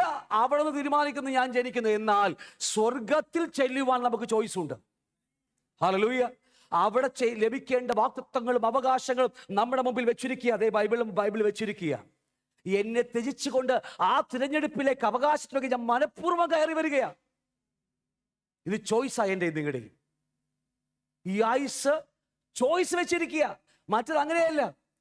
കോർപ്പറേഷൻ തൊഴിലാളിയുടെ മോനായി ജനിക്കുവാൻ ഞാൻ പറഞ്ഞു, എനിക്ക് മുകേഷ് അമ്മാനായിട്ട് ചാച്ചയുടെ മോനായിട്ട് ജനിക്കാനാണ് ഇഷ്ടം. അല്ലേ? ആ ഹാരിയറിലൊക്കെ ഒന്ന് കറക്കി നടക്കുവോ? ഇല്ല. നമുക്ക് ചോയ്സ് ഇല്ല. ഭൂമിയിൽ ഇതിൽ ജനിക്കുവാൻ ഒരു മനുഷ്യന് ചോയ്സ് ഇല്ലെന്നേ. എന്നാൽ വീണ്ടും ജനിച്ചിവിടെ നിർത്തിയിരിക്കുക, വിളിക്കപ്പെട്ടിരിക്കുക. ഇനി ആ തെരഞ്ഞെടുപ്പിലേക്ക് കടക്കുവാൻ അവിടെ എൻ്റെ വിശുദ്ധി എത്രത്തോളം വിശുദ്ധി പ്രാപിക്കുന്നുവോ അത്രത്തോളം ഞാൻ തേജസ്കരിക്കപ്പെട്ടിരിക്കും. എനിക്ക് ലഭിക്കുന്ന വിശുദ്ധിയുടെ അളവനുസരിച്ച സ്വർഗത്തിൽ ലഭിക്കാൻ പോകുന്ന തേജസ്. ഞാൻ തേജസ്സിനെ കുറിച്ച് ആഴമായ ക്ലാസ് പിന്നീട് വരും. നമുക്ക് അതിനെക്കുറിച്ച് ദൈവരാജ്യത്തിന് ക്ലാസ് ഉണ്ട്. തേജസ്സിനെ കുറിച്ച്, നമ്മുടെ ഗ്ലോറിഫിക്കേഷനെ കുറിച്ച് ക്ലാസ് ആഴമായി വരുന്നു പിന്നീട്. അപ്പൊ ഞാൻ പറഞ്ഞത്, നമ്മൾ ചോയ്സ് വെച്ചിരിക്കുക. ഇവിടെ എത്ര പേർ ആഗ്രഹിക്കുന്നുണ്ടത്? അതുകൊണ്ട് വചനത്താൽ മാത്രമേ ശുദ്ധീകരണം സാധ്യമാകൂ. തിമോഥെയോസ് പറയുന്നില്ലേ, അവന്റെ ആത്മാവിനാൽ, വചനത്താലും ആത്മാവിനാൽ നാം ശുദ്ധീകരിക്കപ്പെട്ടുകൊണ്ടിരിക്കുക. അത്രമാത്രം പ്രാധാന്യമുണ്ട് വചനത്തിന്. സൺഡേ കേട്ടുപോകുന്ന ഏതെങ്കിലും ഈ ഉണക്ക റൊട്ടിയുടെ കാര്യമല്ല ഞാൻ പറയുന്നത്. സൺഡേ ഇപ്പൊ അരമണിക്കൂർ പോലും ഇല്ലെന്നാണ് നമുക്കിപ്പോ മെസ്സേജ്, അല്ലെ? 3/4 മണിക്കൂറേ ഉള്ളു. ഈ ഉണക്ക റൊട്ടിയും കഴിച്ച് എത്ര ദിവസം പിടിച്ചു നിൽക്കും നിങ്ങൾ? രാത്രി 12 മണിയാകുമ്പോൾ ഫ്രിഡ്ജ് തുറന്ന് കഴിക്കുന്നത് എനിക്കറിയാം. എൻ്റെ വീട്ടിലെ കഴിക്കാനേ വിശപ്പ് കൂടുമ്പോ രാത്രി 1 മണിക്ക് എൻ്റെ അനിയൻ്റെ മക്കളൊക്കെ രാത്രി 2 മണിക്ക് കഴിഞ്ഞിട്ട് അവർ ഓംലെറ്റ് ഉണ്ടാക്കി കഴിക്കും വിശന്നിട്ട്. ഞാൻ പറഞ്ഞ മനസ്സിലാവുന്നുണ്ട് നിങ്ങൾക്ക്? ഹല്ലേലൂയ. അപ്പൊ അതുകൊണ്ട് എത്രമാത്രം പ്രാധാന്യമുണ്ട് നമ്മുടെ അകത്തെ മനുഷ്യന്റെ വളർച്ചയ്ക്ക് വേണ്ടി. ഓക്കെ. അപ്പൊ എന്തുകൊണ്ട് ഞാൻ ഇത് മാത്രം പറഞ്ഞു വിടുക? ഇത് പറയാൻ പോയി വിരിച്ച് ഒരുപാട് സമയം പോകും. അതുകൊണ്ട് നമ്മളെല്ലാം വിളിക്കപ്പെട്ടവരാ ആണോ? 2 പേര് മാത്രം, 2-3 പേര് മാത്രമേ ഉള്ളൂ നമ്മൾ വിളിക്കപ്പെട്ടതല്ലേ? ബാക്കിയൊക്കെ വെറുതെ ചുമ്മാ കയറി വന്നതാണോ? അല്ല. നിങ്ങളുടെ പുത്രന്റെ രക്തം കൊടുത്ത് വിളിക്കപ്പെട്ടവരായിരിക്കുന്ന മുഴുവനും. പക്ഷേ ഇതുകൊണ്ടല്ല കാര്യമില്ലെന്നല്ലേ ഞാൻ പറയുന്നത്. കാര്യമുണ്ട്. പക്ഷേ തിരഞ്ഞെടുപ്പിലേക്ക് കടന്നു വരണം. അവിടെ ലൂക്കോസ് 9:25-27 പറയുന്നുണ്ട്, നിങ്ങൾ എന്നെ അനുഗമിക്കാൻ ഒരുത്തൻ ഇച്ഛിച്ചാൽ തന്നെത്താൻ ത്യജിച്ച് ക്രൂശ് എടുത്തുകൊണ്ട് എന്നെ അനുഗമിക്കണം. തന്നെത്താൻ ത്യജിക്കുക. 40 വർഷം കഴിഞ്ഞാലും 50 വർഷം കഴിഞ്ഞാലും വിശ്വാസത്തിൽ തന്നെത്താൻ ത്യജിക്കാത്ത ഒരുത്തനും യേശുവിന് ശിഷ്യനായിരിക്കുവാൻ കഴിയത്തില്ല. ഈ ആത്മീയകോളത്തിൽ കണ്ടുവരുന്നത് ഏറ്റവും ഭയാനകം പറയാം. ശിഷ്യനാകണമെങ്കിൽ, 1-ാം പടി വെക്കണമെങ്കിൽ, ഒരു സ്റ്റെപ്പ് എടുത്ത് വെക്കണമെങ്കിൽ തന്നെത്താൻ ത്യജിക്കണം. അതുകൊണ്ട് ആ തിരഞ്ഞെടുപ്പിലേക്ക് വരണമെങ്കിൽ ഞാൻ എന്നെ തന്നെ കളയേ മതിയാകത്തുള്ളൂ. ഇല്ലാത്തൊരുത്തനും ആ തിരഞ്ഞെടുപ്പിലേക്ക് വരാൻ കഴിയത്തില്ല. അവിടെ ചെല്ലുമ്പോഴാ അവന്റെ വാഗ്ദത്തങ്ങളും അവകാശങ്ങളും ദൈവം നമുക്ക് തരുന്നത്. ഗ്രഹിച്ചോ? സന്തോഷമാണോ ഇല്ലയോ? എന്നോട് ദേഷ്യമാണെന്നോ? അല്ലേ? ഓക്കെ. അപ്പൊ അതുകൊണ്ട് വളരെ ശ്രദ്ധിച്ച് നമ്മൾ ഈ കാര്യങ്ങൾ ഇനി പഠിക്കണം. നമ്മൾ ഇത്തിരി ആഴത്തിലേക്കൊക്കെ ഇറങ്ങും നമ്മൾ. അപ്പൊ അതുകൊണ്ട് ആ തിരഞ്ഞെടുപ്പിലേക്ക് എല്ലാവരും ഉണ്ടാകണമെന്ന എൻ്റെ ഏറ്റവും വലിയ ആഗ്രഹം. കാണുന്ന ഒരു മുഖങ്ങൾ പോലും വിട്ടുപോകരുത്. എല്ലാവരും സ്വർഗത്തിൽ കാണണം. അപ്പൻ്റെ ഭവനത്തിൽ, സ്വർഗം എന്ന് പറഞ്ഞാൽ അപ്പൻ്റെ ഭവനത്തിൽ അല്ലേ, ആ സ്വർഗീയ സിയോളിൽ നമ്മളെല്ലാവരും അവിടെ ഉണ്ടാകണം. ഈ കാണുന്ന മുഖങ്ങളൊക്കെ ഈ കോലമാണെന്ന് എനിക്കറിയാൻ പാടില്ല, ഏത് കോലത്തിലാണെങ്കിലും അല്ലേ അവിടെ കാണണം നമുക്ക്. ഹല്ലേലൂയ. അത്രയേ നമുക്കുള്ളൂ, വേറെ ഒന്നും ഇതിൽ ഒരു അജണ്ടയും നമുക്കിവിടെ ഇല്ല. ഓക്കെ, നമ്മൾ വിട്ടു പോകുന്നത്. അപ്പം നമുക്കിനി അകത്തെ മനുഷ്യൻ്റെ വളർച്ചയ്ക്ക് പുറത്തെ മനുഷ്യൻ്റെ വളർച്ചയ്ക്കാണ് നമുക്ക് പുട്ടും കടലയും ദോശയൊക്കെ വെച്ചിരിക്കുന്നത്. നമുക്കല്ലേ 12 ഇഡ്ഡലിയും അല്ലെ വലിച്ചു കയറ്റി കഴിക്കുന്നൊക്കെ അതുകൊണ്ടാണ്. 8 ചപ്പാത്തിയും പഴയ വളിച്ച സാമ്പാറും കഴിക്കുന്ന ആൾക്കാരൊക്കെ ഉണ്ട് ഇവിടെ അല്ലേ. അപ്പം അതുകൊണ്ട് നമുക്ക് ഇനി ആ പുറത്തെ മനുഷ്യനല്ല, അകത്തെ മനുഷ്യനെ കൂടി നമുക്ക് എന്ത് ചെയ്യണം? നമുക്കൊന്ന് ഒരു ആരോഗ്യമുള്ള ഒരു മനുഷ്യനാക്കി മാറ്റണം നമ്മൾ അകത്തെ മനുഷ്യൻ. ഇല്ലെങ്കിൽ ഒരു പ്രശ്നം വന്നാൽ മതി അല്ലേ, ശമ്പളം കിട്ടില്ല, പരിപാടിന്ന് കർത്താവേ എന്നൊരു വിളിച്ച് പാസ്റ്റേ പ്രാർത്ഥിക്ക് പാസ്റ്റർ എന്ന് പറഞ്ഞ് നിങ്ങൾ വരും. കാരണം അറിയാമോ, അകത്തെ മനുഷ്യൻ ബലപ്പെട്ടിട്ടില്ല. ഒരു ചെറിയൊരു പനി വന്നാൽ മതി, പരിപാടി തീർന്ന്. അയ്യോ അയ്യോ എന്നൊക്കെ പറഞ്ഞ് അല്ലേ, ഷോ ഷോ ഷോ. ചില ആൾക്കാരുണ്ടോ എപ്പോൾ നോക്കിയാലും ഷോ പറഞ്ഞുകൊണ്ടിരിക്കും. നീ കണ്ടിട്ടുണ്ടോ അങ്ങനത്തെ ആൾക്കാരെ? ഷോ ഷോ എന്ന് പറയേ. യാർത്ഥം അറിയാമോ, ബലമില്ലാകത്തെ മനുഷ്യന് ഈ വചനം നമ്മുടെ അകത്തെ മനുഷ്യനെ ബലപ്പെടുത്തും. നമുക്ക് എന്തെല്ലാം ജീവിതത്തിൽ പേമാരി പോലെ പെയ്തിറങ്ങിയാലും അവൻ അങ്ങനെ നിൽക്കും. അതിനിടയിൽ കൂടി കഴുകൻ പറന്നുപോലെ അവൻ പറന്നു പോകും. അവൻ്റെ ചിന്ത മുഴുവൻ അവിടെയാ. അതൊക്കെ പറഞ്ഞ് മനസ്സിലാവുന്നുണ്ട്. പ്രശ്നങ്ങളും പേമാരിയൊക്കെ നമ്മുടെ ജീവിതത്തിൽ ഉണ്ടെങ്കിലും അതിനിടയിൽ കൂടി അവൻ ചൂളിപ്പാഞ്ഞ് കഴുകൻ പറക്കുന്ന പോലെ നമ്മൾ പറന്ന് ആ പിതാവിൻ്റെ ഭവനത്തേക്ക് കടന്നു പോകും. ഇവിടെ ഒന്നും ഇല്ലാന്നല്ല പറഞ്ഞത്, ചെങ്കടലൊക്കെ നമ്മുടെ മുമ്പിലുണ്ട്, എല്ലാം നമ്മുടെ മുമ്പിലുണ്ട്. ചെങ്കടലുമുണ്ട്, യോർദാനൊക്കെ അലറി ഇലറി, എന്താ അലറി കടറി എന്ന് പറഞ്ഞ സഹോദരങ്ങളെ, അലറി ഇലറി അല്ലേ, അലറി അത് ആ സാധനം തന്നെ വരുന്ന എല്ലാം നമ്മുടെ മുമ്പിലുണ്ട്. പക്ഷേ നമ്മുടെ കൂടെ ആരുണ്ട്? നമ്മുടെ ലക്ഷ്യസ്ഥാനം ദർശനം നമുക്കുള്ളത് കൊണ്ട് നമ്മൾ എത്തേണ്ടടുത്ത് നമ്മളെ എത്തിച്ചിരിക്കും എന്ന കാര്യം മറന്നു പോകരുത്. അപ്പോൾ നമ്മളിപ്പോൾ ചിന്തിക്കാൻ പോകുന്നത്, നമ്മുടെ അകത്ത് വീണ്ടും ജനിച്ച മനുഷ്യന് ഈ കാണുന്ന ബിരിയാണിയോ പുട്ടും പോട്ടിയോ ഒന്നുമല്ല നമുക്ക് ആവശ്യം അല്ലേ. എന്താ വേണ്ടത്? Daily bread. ദൂതല്ല, ഞാൻ വെറുതെ പറഞ്ഞത്, ദൂതൊന്നുമല്ല. അപ്പം അതുകൊണ്ട് വളരെ ശ്രദ്ധയോടെ ഞാനിപ്പോൾ ഈ ക്ലാസ് ഇവിടെ നിർത്തിട്ട് ഞാൻ ഇത് തന്നെ ഡെയിലി ബ്രെഡിലേക്ക് സെപ്പറേറ്റ് ഞാൻ അതിലേക്ക് വരാൻ പോവുകയാണ്. കാരണം ഇവിടെ കുറച്ച് മാത്രമേ ഞാൻ എഴുതിയിട്ടുണ്ടായുള്ളൂ. ഞാൻ ആഴമായി നമ്മളതിനെക്കുറിച്ച് ചിന്തിക്കാൻ ആഗ്രഹിക്കുക. Daily bread. ഞാൻ ആ വാക്യം എടുക്കാം. മത്തായി സുവിശേഷം ഭാഗം 6-ാം അധ്യായം അതിലെ 9 മുതൽ 13 വരെ ഒന്ന് വായിച്ചേ. മത്തായി 6-ാം അധ്യായം 9 മുതൽ 13 വരെ കർത്താവ് ശിഷ്യന്മാരെ പ്രാർത്ഥന പഠിപ്പിക്കുന്നുണ്ട്.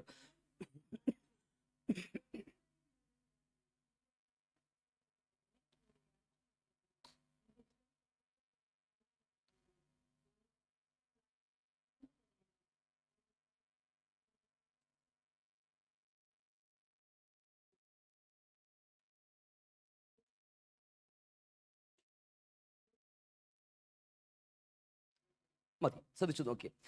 ഞാൻ 6-ാം അധ്യായത്തിൽ നമ്മൾ എടുക്കുമ്പോൾ അവിടെ പരീക്ഷന്മാരോട് പറയുന്ന പല വാക്കുണ്ട്. ഉപവാസത്തെക്കുറിച്ച് 16-ാം അധ്യായത്തിൽ 16-ാം വാക്യത്തിൽ പറയുന്നുണ്ട്. അതിന് 5-ാം വാക്യത്തിൽ പ്രാർത്ഥനയെക്കുറിച്ച് പഠിപ്പിക്കുന്നുണ്ട്. ഈ പരീക്ഷ ഒരു മതമാണ് അവരുടെ. ആ മതത്തിൽ പ്രാർത്ഥന, ഉപവാസം, ദാനങ്ങൾ, ഇത് മൂന്നുമാണ് അവരുടെ മെയിൻ സാധനം. ഇത്രയേ ഉള്ളൂ. പ്രാർത്ഥന, എനിക്കറിയാമല്ലോ, ബൈബിൾ വായിക്കുമ്പോൾ എനിക്ക് എല്ലാവർക്കും അറിയാം. പ്രാർത്ഥന, ഉപവാസം, ദാനങ്ങൾ. ഇത് തന്നെ എല്ലാ മിക്ക മതങ്ങൾ ഇതൊക്കെ തന്നെയാണ്. ഏത് മതം എടുത്ത് പഠിച്ചാലും ഈ സാധനമാണ്. പ്രാർത്ഥന, ഉപവാസം, ദാനങ്ങൾ.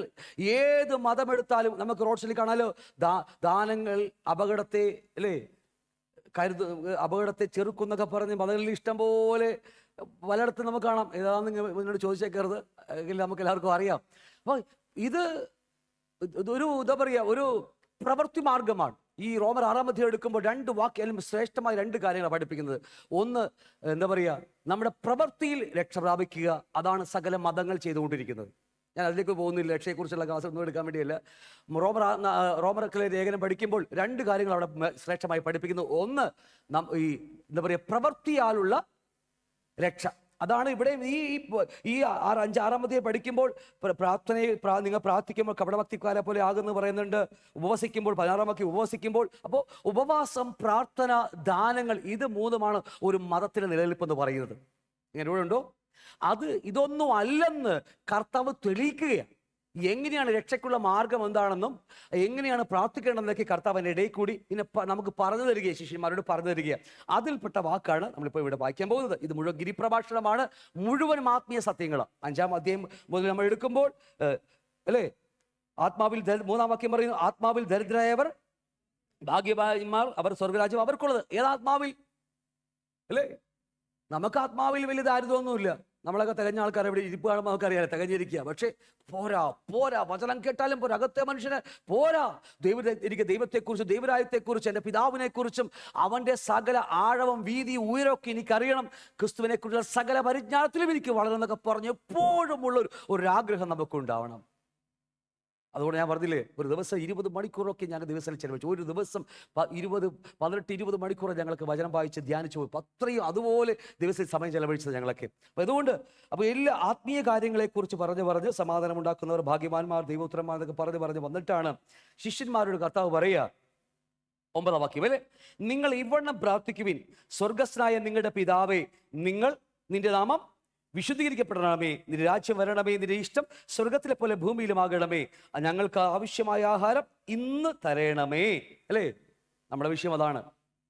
ഞങ്ങളുടെ കടക്കാരോട് ഞങ്ങൾ ക്ഷമിച്ചിരിക്കുന്ന പോലെ ഞങ്ങളുടെ കടങ്ങളെ ഞങ്ങളോട് ക്ഷമിക്കണമേ. ബാക്കി 13, അങ്ങനെ പരീക്ഷയിൽ കടത്താതെ ദുഷ്ടനിൽ നിന്ന് ഞങ്ങളെ വിടുവിക്കണമേ, രാജ്യവും ശക്തിയും മഹത്വവും എന്നേക്കും നിനക്കുള്ളതല്ലോ. അല്ലേ, 9-ാം വാക്യം പറയുന്നു, പിതാവിന് മഹത്വം കൊടുത്തുകൊണ്ട് പ്രാർത്ഥന ആരംഭിച്ച് പിതാവിന് മഹത്വം കൊടുത്തുകൊണ്ട് പ്രാർത്ഥന അവസാനിപ്പിക്കും. അപ്പം അതുകൊണ്ട് ഇതിൽ 3 കാര്യങ്ങളായി പ്രാർത്ഥന കർത്താവ് പഠിപ്പിക്കുന്ന 3 കാര്യങ്ങൾ. നമ്മുടെ വിഷയമൊന്നുമല്ല, ഇത് ആഴമായി ഇതിനെക്കുറിച്ച് പിന്നീട് ചിന്തിക്കും നമുക്ക്. കാരണം ഒന്ന്, ദൈവനാമം മഹത്വപ്പെടുക്കണം. നമുക്കറിയാം 3 കാര്യങ്ങൾ എഴുതി വെച്ചിരിക്കില്ലേ. ഒന്ന്, കർത്താവിന്റെ നാമം മഹത്വപ്പെടുക്കണം. 2, അവൻ്റെ രാജ്യം വരണം, അവൻ്റെ ഇഷ്ടം. 3 കാര്യങ്ങളാണ് ഈ പ്രാർത്ഥനയിലൂടെ നമ്മളെ കർത്താവ് പഠിപ്പിക്കുന്നത്. നമ്മുടെ വിഷയത്തിലേക്ക് മാത്രം ഒതുങ്ങി നിൽക്കാം. അപ്പോൾ ഈ 3-ൽ ഒരു കാര്യം കർത്താവ് പ്രാർത്ഥന പറഞ്ഞു വന്നിട്ട്, അല്ലെ ചൊല്ലി എങ്ങനെയല്ലേ പറയാ, പ്രാർത്ഥന ചൊല്ലി വന്നിട്ട്, ചൊല്ലാനല്ല ഞാൻ വെറുതെ പറഞ്ഞു മാത്രമേ ഉള്ളൂ അല്ലേ, പറഞ്ഞു വന്നിട്ട് 3 കാര്യങ്ങളാണ്. ഒന്ന്, പിതാവിന്റെ നാമം മഹത്വം എടുക്കണം. 2, അവൻ്റെ രാജ്യം വരണം. 3, അവൻ്റെ ഹിതം. എന്നിട്ട് ഈ 3 കാര്യം പറഞ്ഞിട്ടാണ് അടുത്ത 11-ാമത്തെ വാക്യം പറയുന്നത്. എന്താണ് അടുത്ത വാക്യം പറയുന്നത്? എന്താ? ഞങ്ങൾക്ക് ആവശ്യമുള്ള ആഹാരം ഇന്നു തരേണമേ. പിന്നീട് ആഴമായി എടുക്കാം. ജസ്റ്റ് ഒന്ന് വായിച്ചിട്ട് ഞാൻ ഇതിലേക്ക് കടന്നു വരാം. അപ്പോൾ 3 കാര്യം അറിയാതെ ഈ ഭക്ഷണം ചോദിച്ചേക്കരുത്, ഒരു ഗുണം ഉണ്ടാകത്തില്ല. തല പെരുത്ത് വളരാന്നല്ലാതെ, അല്ലേ, അല്ലേ, ജ്ഞാനം കൊണ്ട് വളരാന്നല്ലാതെ ഒരു ഗുണം ഉണ്ടാകത്ത. അതുകൊണ്ട് അനേക ആൾക്കാരും ജ്ഞാനികളാണ്. ഒരു കുതിരനെ പറയുമല്ലേ, അനേകർ ജ്ഞാനികൾ എന്ത് ചോദിച്ചാലും പറയരുത്, എല്ലാം തലനിറച്ചുണ്ട്, എല്ലാം തലനിറച്ചിരിക്കുന്നുണ്ട്. പക്ഷേ എന്തിനു വേണ്ടിയാ പഠിച്ചത്? ഈ പ്രാർത്ഥിക്കുന്നത് മണ്ട ചോദിക്കുക, അന്നുള്ള ആഹാരം വേണ്ടേ, എന്തിനാ ചോദിക്കണമെന്ന് അറിയാമോ? ഈ 3 കാര്യങ്ങൾ ചെയ്യാൻ വേണ്ടിയാ. നമ്മൾ ആഴമായി പിന്നീട് പഠിക്കും. ജസ്റ്റ് ഒന്ന് പറഞ്ഞു പോകുക, നമ്മുടെ വിഷയത്തിൽ മാത്രം നിൽക്കുക. എന്താ? ഒന്ന്, ദൈവത്തിന്റെ നാമം എന്നിലൂടെ, വേറെ ആരിലൂടെ ഇല്ലേ, എന്നിലൂടെ മഹത്വം ഉണ്ടാകണം. എൻ്റെ വാക്കിലൂടെ, പ്രവൃത്തിയിലൂടെ, ചിന്തയിലൂടെ ഒക്കെ മഹത്വം ഉണ്ടാകണം. അത്രമാത്രം ഞാൻ പറഞ്ഞു വിടുകയാണ്. 2, അവിടുത്തെ രാജ്യം കൊണ്ടുവരാൻ. ആര് കൊണ്ടുവരണം? നരേന്ദ്രമോദി സാർ ഇവിടെ കൊണ്ടുവരണം. അതുകൊണ്ടാണ് നമുക്ക് നരേന്ദ്ര സാർ അല്ലേ, ദൈവരാജ്യം ആരാ കൊണ്ടുവരേണ്ടത്?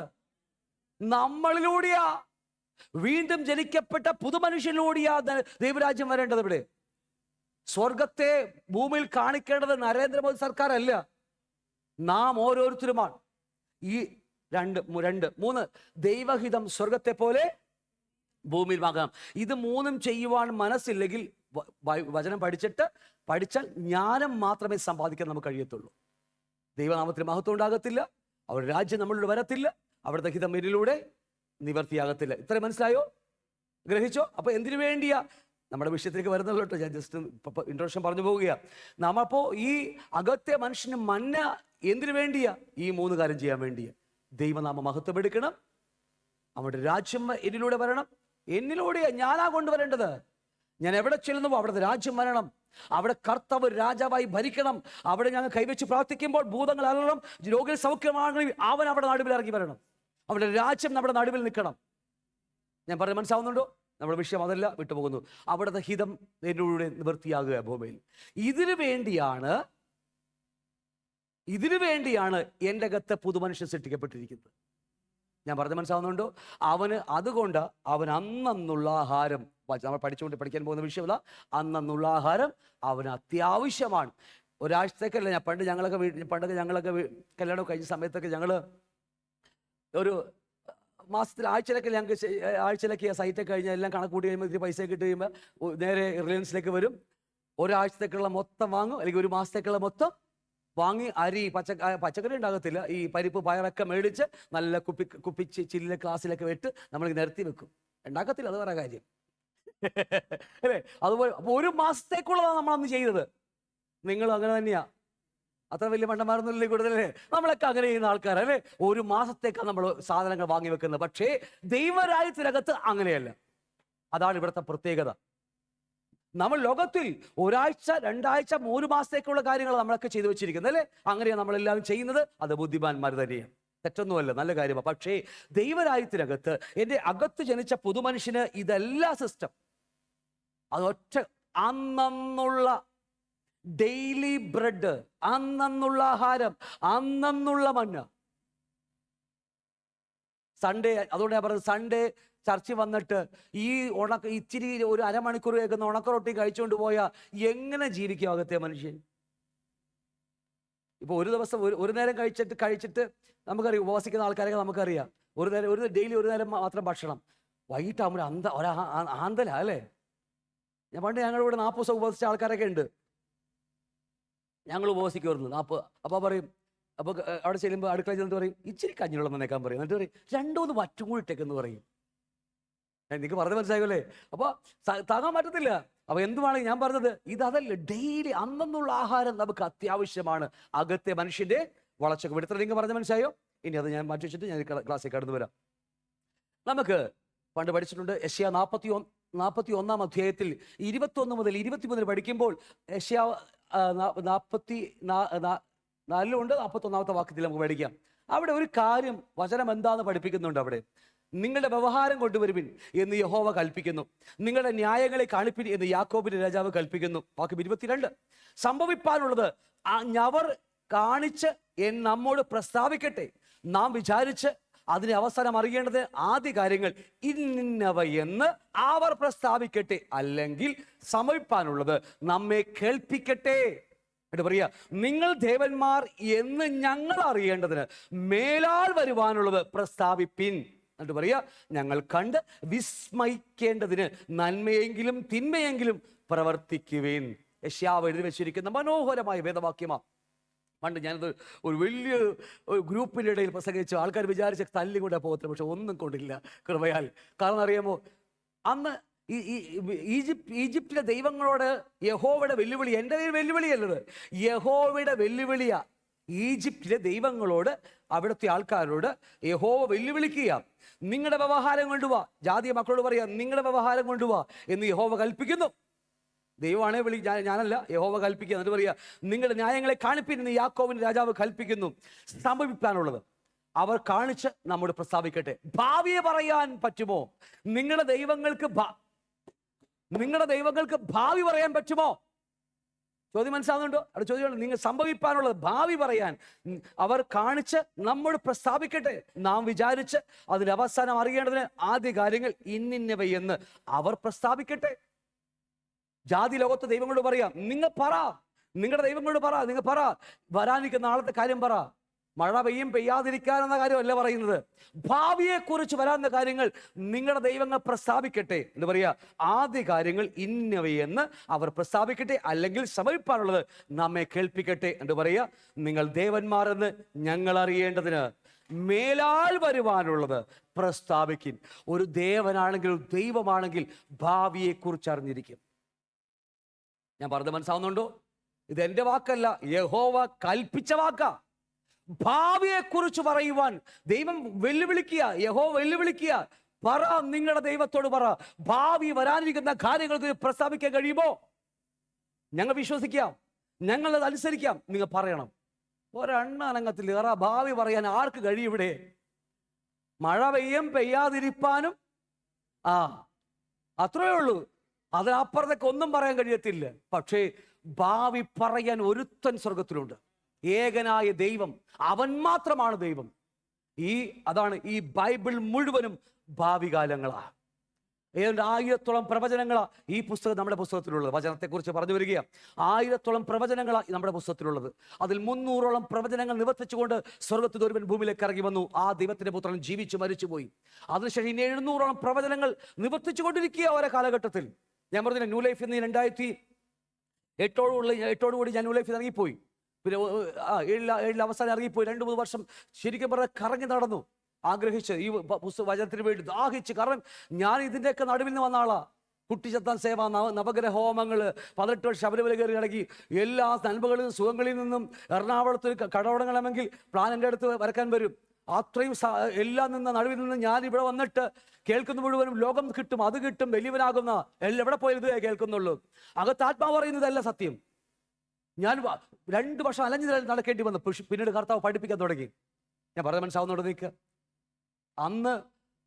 ഇന്ന് കേൾക്കുന്ന ഭാവി പറയുന്ന, ഇന്ന് സംഭവിച്ച കൊറോണയെക്കുറിച്ചും എന്താ പറയുക, ആധാർ കാർഡിനെ കുറിച്ചും, ഈ നമ്മുടെ കുമ്പളത്ത് അപ്പുറത്തേക്ക് പോകാൻ ഫാസ്ടാഗിനെ കുറിച്ചൊക്കെ അന്ന് പ്രസംഗിച്ചപ്പോൾ നാട്ടുകാരെല്ലാവരും എനിക്ക് ഭ്രാന്തൻ എന്ന് എനിക്ക് മുദ്രകുത്തി. പക്ഷേ ഓരോ കാര്യങ്ങൾ സംഭവിക്കുമ്പോഴൊക്കെ, കണ്ണാൽ സംഭവിക്കുമ്പോൾ ഇതെല്ലാം സത്യമാണെന്ന് ഓരോരുത്തർക്ക് മനസ്സിലായി. ഞാൻ പറഞ്ഞ മനസ്സാവുന്നുണ്ടോ? ഭാവി പറയാൻ കഴിയുന്നത് നമ്മുടെ കർത്താവിന് മാത്രമേ ഉള്ളൂ. ഈ പുസ്തകം മുഴുവനും പ്രവചനങ്ങളാണ്. ഈ പുസ്തകം മുഴുവനും പ്രവചനങ്ങളാണ്. ഞാൻ പറയുന്നത് അകത്തെ മനുഷ്യനെ ബലപ്പെടുത്താൻ വേണ്ടിയാണ്, അവൻ്റെ മണ്ണയായി ഞാൻ ഒരു ഇൻട്രൊഡക്ഷൻ പറഞ്ഞു വരികയാണ്. അപ്പം അതുകൊണ്ട് യഹോവ തന്നെ വെല്ലുവിളിക്കുക. പണ്ട് വലിയൊരു പാർട്ടിയുണ്ട്, വലിയ ഗ്രൂപ്പുകാരുണ്ട്. അവരുടെ മുമ്പിൽ ഞാൻ അന്നത്തെ കൺവെൻഷൻ കുമളിലാണ് ഞാൻ ഇതേ വാക്യം പ്രസംഗിച്ചത്. ഒരെണ്ണം അനങ്ങിയില്ല. കാരണം കറക്റ്റ് ചോദ്യമാണ്. ഭാവിയെക്കുറിച്ച് പറയാൻ നിങ്ങളുടെ ദൈവത്തിൽ കഴിയുമെങ്കിൽ ഇന്ന് രാത്രി പറ, ഞങ്ങൾ വിശ്വസിക്കാം, ഞങ്ങൾ നിങ്ങളെ അനുഗമിക്കാം. എവിടെ പറയാൻ, ആർക്ക് പറയാൻ കഴിയും? പക്ഷെ ഭാവിയെക്കുറിച്ച് ഞങ്ങൾ പറയാം. ഈ ലോകത്ത് അന്ത്യത്തെക്കുറിച്ച് ഞങ്ങൾ പറയാം. കാരണം വേദപുസ്തകം ഭാവിയെക്കുറിച്ച്, ഈ വരാൻ പോകുന്ന പുത്രനെ കുറിച്ച് പോലും ഈ പുസ്തകത്തിൽ എഴുതി വെച്ചിരിക്കുക. സ്വർഗത്തിൽ നിന്ന് ഇറങ്ങി വരുന്ന, താഴേക്ക് ഇറങ്ങി വരുന്ന പുത്രൻ യെരൂശലേം, 1200 മുഴം വീതിയും 1200 മുഴം വീതി ഉയരവും നീളവും ഉയരവുമുള്ള ആ ക്യൂബ് സ്വർഗം വിട്ട് ഭൂമിയിലേക്ക് ഇറങ്ങി വരുന്നതും എന്തൊക്കെ സംഭവിക്കാൻ പോകുന്നതൊക്കെ കൃത്യമായി വേദപുസ്തകം പഠിപ്പിക്കുന്നു. ഇത് ആത്മാവിൽ നമുക്കറിയാൻ കഴിയും, പുസ്തകം വെളിപ്പെടുത്തുന്നു. ഞാൻ പറഞ്ഞു മനസ്സിലാവുന്നുണ്ടോ? അപ്പൊ ഞാൻ പറയുന്ന കാര്യങ്ങൾ നിങ്ങൾ ദേവന്മാരെന്ന് ഞങ്ങൾ അറിയേണ്ടതിന് മേലാൽ വരുവാനുള്ളത്. ഹലോ, കർത്താവ് വരുമെന്ന് പറഞ്ഞത് എന്തെങ്കിലും പുലി വരും എന്നുള്ള കാര്യമല്ലത്. എന്തെങ്കിലും പുലി വരും. അതുകൊണ്ട് പത്രോസ് പറയുക, പണ്ടുള്ളതുപോലെ ഇപ്പോഴും ഇരിക്കും എന്നൊക്കെ പറഞ്ഞ് പരിഹാസികളായ കുറെ ആൾക്കാർ അന്ത്യകാലത്ത് എഴുന്നേറ്റ് വരും. എവിടെയാ? സഭക്കകത്ത്. പഴയ പോലെയൊക്കെ തന്നെ ഇപ്പോഴും ഉണ്ടല്ലോ അല്ലേ, ഒരു മാറ്റവും ഇല്ല. പക്ഷേ കർത്താവ് വരുമെന്ന് പറഞ്ഞാൽ അത് വരും തന്നെയാ. ലോകലക്ഷണങ്ങളൊക്കെ അല്ലേ, അതിൻ്റെ ഒന്നാമത്തെ പടി ഇസ്രായേൽ രാജ്യമാകും എന്നൊക്കെ പറഞ്ഞത് 1600 ചില്ലാൻ വർഷങ്ങൾ വെറും തരിശുഭൂമിയായി കിടന്നതൊക്കെ മലർവാടിയാകുമെന്നൊക്കെ പറഞ്ഞ് പുസ്തകം എഴുതി വെച്ച് എത്രയോ ജനങ്ങളൊക്കെ, മുസ്ലിം സഹോദരങ്ങൾ ഉൾപ്പെടെ, അറബ് രാജ്യങ്ങൾ ഉൾപ്പെടെ അവിടെ കൃഷി ചെയ്തിട്ട് ഉണങ്ങിപ്പോയി. എന്നാൽ സമയമായപ്പോൾ കർത്താവ് വരുത്തേണ്ടവരെ കൂട്ടി വരുത്തി. അവർ വന്നു കിളച്ചേ ഉള്ളൂ. അവിടെ ഇന്ന് ലോകത്ത് ഏറ്റവും വിലയേറിയ ഫ്രൂട്ടുകളും പുഷ്പങ്ങളും, ഇന്ന് ഏറ്റവും ലോകത്തിൽ എന്താ പറയുക, 7 സ്റ്റാർ ഹോട്ടലിൽ വിളമ്പുന്ന എല്ലാ ഫ്രൂട്ട്സുകളും ആ മരുഭൂമിയിൽ വാർത്തെടുത്തത് അവരെല്ലാവരും. ഇതൊക്കെ കർത്താവിൻ്റെ വരവിനെ വിളിച്ചു പറയുക. നിങ്ങൾ എന്നോട് ഉണ്ടോ എല്ലാവരും? ഹല്ലേലൂയ. അകത്തെ മനുഷ്യൻ നമ്മളെ ബലപ്പെടാൻ വേണ്ടിയാണ് ഞാൻ പറഞ്ഞു വരുന്നത്. അപ്പം അതുകൊണ്ട് നിങ്ങൾ ദേവന്മാരെന്ന് ഞങ്ങൾ അറിയേണ്ടത് മേലാൽ വരുവാനുള്ളത് പ്രസ്താവിപ്പിൻ എന്ന് നിങ്ങൾ കണ്ട് ഞങ്ങൾ വിസ്മയിക്കട്ടെന്നൊക്കെ പറഞ്ഞു വരിക. അപ്പോൾ അതുകൊണ്ട് കർത്താവ് പറയുക, ഈ ബൈബിളിലെ ഈ പുസ്തകം മുഴുവൻ, ഈ വേദവാക്യങ്ങൾ മുഴുവനും പ്രവചനങ്ങൾ അല്ലേ. ഈ പുസ്തകങ്ങളൊക്കെ എൻ്റെ അകത്തെ മനുഷ്യനെ ബലപ്പെടുത്തും.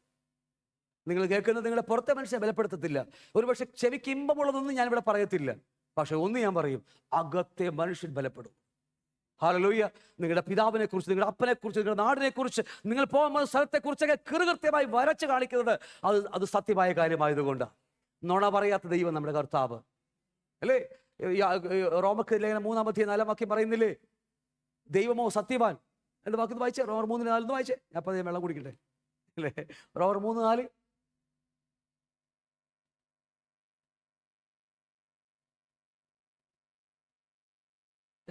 എട്ടിന്റെ മൂന്ന് വായിച്ചേ. 8:3. സോറി, എത്രാമത്തെ വാക്യം അത്?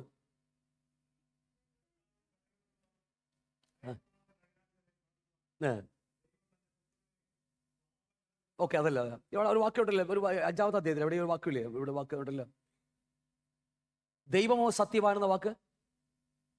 ദൈവമോ സത്യവാൻ. സകല മനുഷ്യനും ഭോഷ്ക് പറയുന്നവർ ദൈവമോ സത്യമൻ എവിടെയാ?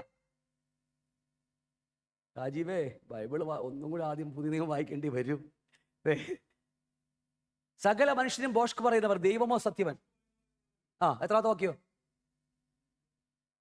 അത് കറക്റ്റ്, ആദ്യം പറഞ്ഞത് കറക്റ്റാ. ഞാനും പിന്നെ കൺഫ്യൂഷൻ ആയി പോയി. ആ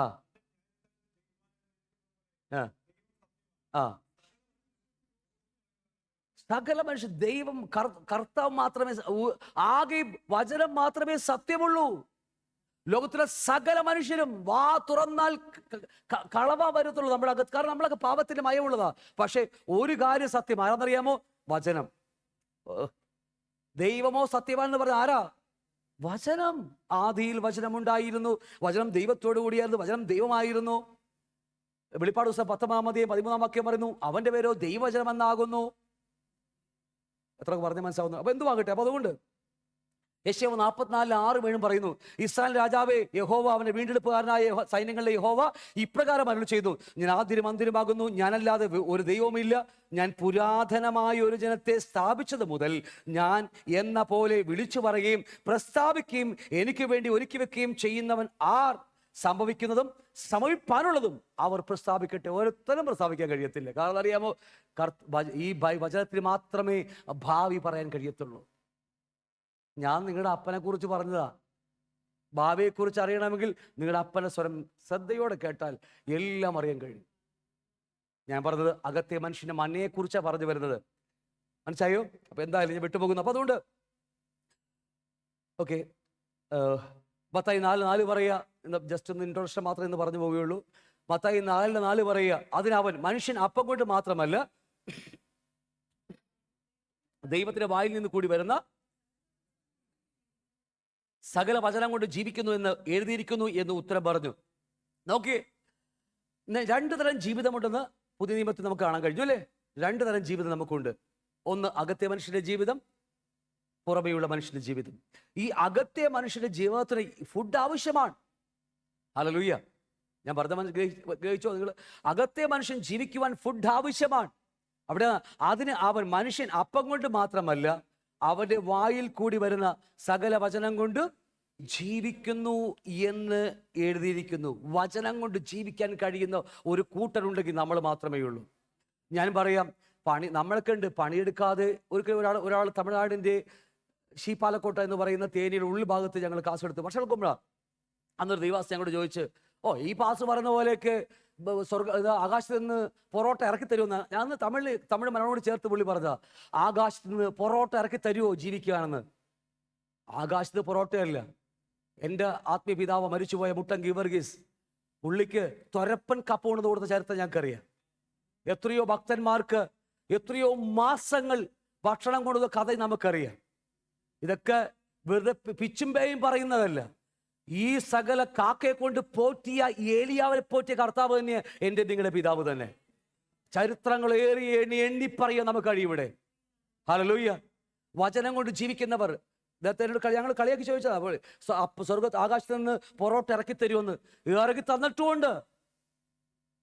ജോലിയും കൂടും എല്ലാം വിട്ട് വചനവുമായിട്ട് മണിക്കൂറുകൾ ചെലവഴിക്കുമ്പോൾ ഇതൊക്കെ ദൈവത്തിന് ഡയറക്റ്റ് ഇറക്കി തന്നിട്ടുണ്ട് ഞങ്ങൾക്ക്. ഇന്ന് ഒരു മനുഷ്യനും പോയി തലകുമ്പോഴാൻ കർത്താവ് സമ്മതിച്ചിട്ടുമില്ല ഇതുവരെ. നിങ്ങൾക്ക് എത്രയൊക്കെ ഞാൻ പറഞ്ഞ് മനസ്സിലാവുന്നുണ്ട്. അപ്പൊ അതുകൊണ്ട് വചനം കൊണ്ട് ജീവിക്കുവാൻ നമുക്കൊരാഗ്രഹം നമുക്ക് ആദ്യം ഉണ്ടാകണം. അത് ചെയ്യാൻ കഴിവുള്ളവർ നമ്മുടെ കൂടെ തന്നെയുണ്ട് കർത്താവ്. ലോകാന്ത്യത്തോടെ ഞാൻ നിങ്ങളുടെ കൂടെ ഇരിക്കാമെന്ന് പറഞ്ഞത് ഒരു മനുഷ്യനോ സർക്കാരോ അല്ല, ന്യൂലൈഫ് സഭയുമല്ല, സ്വർഗത്തിലെ ദൈവമാണ്. ഹല്ലേലൂയ. തൻ്റെ 7 ദിവസം കൊണ്ട് ഉൽപ്പത്തി ദൈവം എല്ലാം ഉണ്ടാക്കിയല്ലോ അല്ലേ? 1-ാം ദിവസം 2-ാം ദിവസം 3-ാം ദിവസം 7 ദിവസം കൊണ്ട് സകലം ഭൂമിയിൽ ദൈവം സൃഷ്ടിച്ചെങ്കിൽ ഒരു ദിവസം ദൈവത്തിന് 1000 വർഷം പോലെയെന്ന് പത്രോസ് 3:9 90 സംഘത്തിൽ പറയുക. ഒരു ദിവസം ദൈവത്തിന് കണ്ണിൽ 1000 വർഷം പോലെയെന്നും 1000 വർഷം ഒരു ദിവസം പോലെയെന്നും. വെറും 7000 വർഷം മാത്രം ആയുസ്സേ ഭൂമിക്കകത്തുള്ളൂ. ഈ ഞാൻ പറയാൻ പോകുന്നത് നമുക്ക് ശ്രദ്ധിക്കണം. നിങ്ങൾ 7000 വർഷം മാത്രമുള്ള ഭൂമിക്കകത്ത് 7000 വർഷത്തിലെ സകല പ്രൊജക്റ്റും ദൈവം തന്നെ ദൈവത്തിന്റെ ഹൃദയത്തിൽ പൂർത്തിയായി കഴിഞ്ഞിരിക്കുകയാണ്. ഞാൻ പറയാൻ പോകുന്നത് നിങ്ങൾ വളരെ ശ്രദ്ധിച്ചേക്കണം. ഇത് കേട്ട് പഠിച്ചില്ലെങ്കിൽ നിങ്ങൾക്കൊന്നും മനസ്സിലാകത്തില്ല. ഓരോ ദിവസം നമുക്ക് തോന്നുന്ന പോലെ വചനം ഉണ്ടാക്കി തരികയല്ല. നമുക്ക് പറയാറുണ്ട്, ദൈവം അങ്ങനെയും പ്രവർത്തിക്കും. അങ്ങനെ പ്രവർത്തിക്കത്തില്ല. ദൈവം തോന്നുന്ന പോലെ പ്രവർത്തിക്കുന്ന ആളല്ല. ദൈവം ഓൾറെഡി ഫിനിഷ് ചെയ്ത് വെച്ചിരിക്കുക. 7000 വർഷത്തെ മനുഷ്യന്റെ വീണ്ടെടുപ്പിന്റെ മുഴുവനും സിയോണിൽ കാഹളമൂന്ന് വരെ അല്ലേ, അവിടെ ആ ദൈവത്തെ ഹല്ലേലൂയ പാടി ആരാധിക്കുന്ന നിമിഷം വരെയുള്ള സകലതും, വെളിപ്പാട് 22 പറയുന്ന സകലതും, സിംഹാസനങ്ങളല്ല, സിംഹാസനത്തിൽ കുഞ്ഞാടിനെയും ദൈവത്തിന്റെ സിംഹാസനം വരെയുള്ളത് മുഴുവനും ദൈവത്തിന്റെ ഹൃദയത്തിൽ പൂർത്തിയായി കഴിഞ്ഞതാണ്. ഞാനും പറഞ്ഞ് നിങ്ങൾക്ക് ഗ്രഹിക്കുന്നുണ്ടോ? ഇത് പുതിയ പരിപാടിയല്ലത്. വചനം ഓൾറെഡി ഇന്ന് നടക്കുന്നത് മുഴുവനും പൂർത്തിയായോ? പറ നിങ്ങൾ. നമ്മളിതിനെക്കുറിച്ച് കുറേ ക്ലാസ്സുകൾ അവിടെ ഇവിടെയൊക്കെ ആയിട്ട് നമ്മൾ പഠിച്ചതാണ്. അതുകൊണ്ട് ഇന്ന് വിവരിക്കാൻ പോയ സമയം പോകും. ഞാൻ ഒന്ന് ചോദിക്കട്ടെ, ഇന്ന് ദൈവം ഇന്ന് ചെയ്തുകൊണ്ടിരിക്കുന്ന, അല്ലെങ്കിൽ ഭൂമി ചെയ്തുകൊണ്ടിരിക്കുന്ന കാര്യങ്ങൾ, നമ്മളോട് ആരിലൂടെയൊക്കെ എന്തെങ്കിലും അവിടെ ചെയ്യുന്ന കാര്യങ്ങളൊക്കെ പൂർത്തിയായതാണോ, പൂർത്തിയാകാൻ പോകുന്നതാണോ?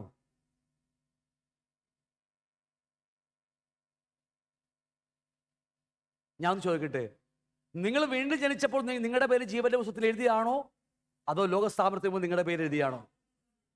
ഇന്ന് കുറേ നല്ലൊരു ശതമാനം വിശ്വാസികളും വിശ്വസിക്കുന്നത് രക്ഷിക്കപ്പെടുമ്പോൾ ജീവന്റെ പുസ്തകത്തിൽ എൻ്റെ പേരിടുന്ന അല്ല. നിങ്ങളുടെ പേര് ക്രിസ്തുവിൽ ലോകസ്ഥാപനത്തിന് മുതൽ അറക്കപ്പെട്ട കുഞ്ഞാടിന്റെ ഹൃദയത്തിൽ അല്ലെങ്കിൽ പുസ്തക ചുരുളിൽ എഴുതി വെച്ചതുകൊണ്ട് അത് ഈ തലമുറയിൽ നിങ്ങൾ വീണ്ടും ജനിച്ചത് അല്ലേ? എനിക്കിപ്പോൾ 52 വയസ്സായി, പ്രായമൊന്നും ആയിട്ടില്ല, ചെറുപ്പോ. അത് പറഞ്ഞ് വന്നേക്കരുത്. ഓക്കെ, ഈ 52 വർഷമായി ഞാൻ 52 വർഷങ്ങൾക്ക് മുമ്പ് അച്ഛൻ്റെ പേര് ഗോപി, അമ്മയുടെ പേര് രാജമ്മ. ഞാൻ അന്നാണോ 52 വർഷം മുമ്പാണോ ഞാൻ ഭൂമിയിലേക്ക് ജനിച്ച 52 വർഷം മുമ്പാ. പക്ഷേ അതിനു മുമ്പ് ഞാനുണ്ടോ? എവിടെയുണ്ട്? അങ്ങോട്ടല്ല പോകേണ്ടത്. എവിടെയുണ്ട്? ആദമിലുണ്ട്. ആദമിൽ എന്നെ ദൈവം സൃഷ്ടിച്ചത് കൊണ്ട് ഞാൻ ഈ ഭൂമിയിൽ ജനിച്ചത്. ഈ 52 വർഷങ്ങൾക്ക് മുമ്പ് അമ്മയുടെ വയറ്റിൽ ഞാൻ ജനിച്ചത് ആദമിൽ എന്നെ സൃഷ്ടിച്ചത് കൊണ്ടാ. ഗ്രഹിച്ചോ നിങ്ങൾ? മനസ്സിലാവട്ടെ ഞാൻ പറഞ്ഞത്? ഇതെല്ലാം സംഭവിച്ച് ഫിനിഷ്ഡ കാര്യങ്ങളല്ല. അതുകൊണ്ട് ഉൽപ്പത്തിയിൽ ദൈവത്തിന്റെ ഹൃദയത്തിൽ ക്രിസ്തുവിൽ എന്നെ വേർചൊല്ലി വിളിച്ചത് കൊണ്ടാ ഈ കഴിഞ്ഞ 20 വർഷങ്ങൾക്ക് മുമ്പ് അല്ലേ, 2004 ലാസ്റ്റ് 25 ആദ്യം ഞാൻ വീണ്ടും ജനിച്ചത്. അപ്പോൾ ഇതെല്ലാം ഇനി ഞാൻ പറയാമെന്ന് നിങ്ങൾ ശ്രദ്ധിക്കണം. ഇതെല്ലാം ഫിനിഷ്ഡ് അല്ലേ, പൂർത്തിയായതല്ലേ? ഇന്ന് സംഭവിക്കേണ്ടത് മുഴുവൻ ഞാൻ പറയുന്നത്, ഉൽപ്പത്തിയിൽ ദൈവം 7 ദിവസം കൊണ്ട് എല്ലാം ഉണ്ടാക്കി. ഒരു ദിവസം ദൈവത്തിന് 1000 വർഷം വന്ന് പത്രോസ് 3:9 പറയുന്നു, 90 സങ്കീർത്തനം പറയുന്നല്ലേ. അങ്ങനെയെങ്കിൽ ഈ 7000 വർഷത്തെ മുഴു കാര്യങ്ങളും എല്ലാം ദൈവം പൂർത്തിയാക്കിയതല്ലേ? എങ്കിൽ ശ്രദ്ധിച്ചേ, പൂർത്തിയാക്കിയതിൽ കൂടി ഞാൻ നിങ്ങൾ നടന്നു പോവുകയാണ്. ഞാൻ അതിലേക്ക് വരാം. 127 സങ്കീർത്തനം. യഹോ വീട് പണിയാതിരുന്നാൽ പണിക്കാർ വെറുതെ അധ്വാനിക്കുന്നു, യഹോ പട്ടണം കാക്കാതിരുന്നാൽ കാവൽക്കാർ. നമ്മൾ ഈ കല്ലിടാൻ പോകുമ്പോഴൊക്കെ പറയുന്ന വാക്യം ഇതൊക്കെ. വീട് കല്ലിടാനൊക്കെ പോകില്ലേ, നമുക്ക് പരിപാടി ഇല്ലെങ്കിൽ പോലും പറയാ. അവിടുത്തെ ആൾക്കാർ അല്ലേ, അറിവില്ലാത്ത ആൾക്കാരെ കല്ലിടാൻ പോകുമ്പോൾ പറയുന്ന വാക്യങ്ങൾ ഇതെല്ലാം. ഈ വാക്കിനെ മർമ്മം അറിയാമോ നിങ്ങൾക്ക്? യഹോ വീട് പണിയാതിരുന്നാൽ പണിയുന്നവർ വൃഥ അധ്വാനിക്കുന്നു, യഹോ പട്ടണം കാക്കാതിരുന്നാൽ കാവൽക്കാർ വൃഥ ജാഗരിക്കുന്നു. സത്യത്തിൽ ദൈവം നേരത്തെ പറഞ്ഞില്ലേ, ഈ സഭപ്രസംഗം 7:3 വാക്യവും സങ്കീർത്തനം 90 16 വാക്യം, സങ്കീർത്തനം 90 16 വാക്യം ഉണ്ടല്ലോ, പഠിച്ചിട്ടുണ്ട് നമ്മൾ. ആദിയിൽ തന്നെ ദൈവം അവസാനിപ്പിച്ചു. എത്രാമത്തെ വാക്യം? സഭാപ്രസംഗം 7:3 വാക്യല്ലേ? 3-4 അത് 29 വാക്യോ? ഞാൻ എടുക്കാം. സഭാപ്രസംഗത്തിൽ വാക്യമില്ലേ?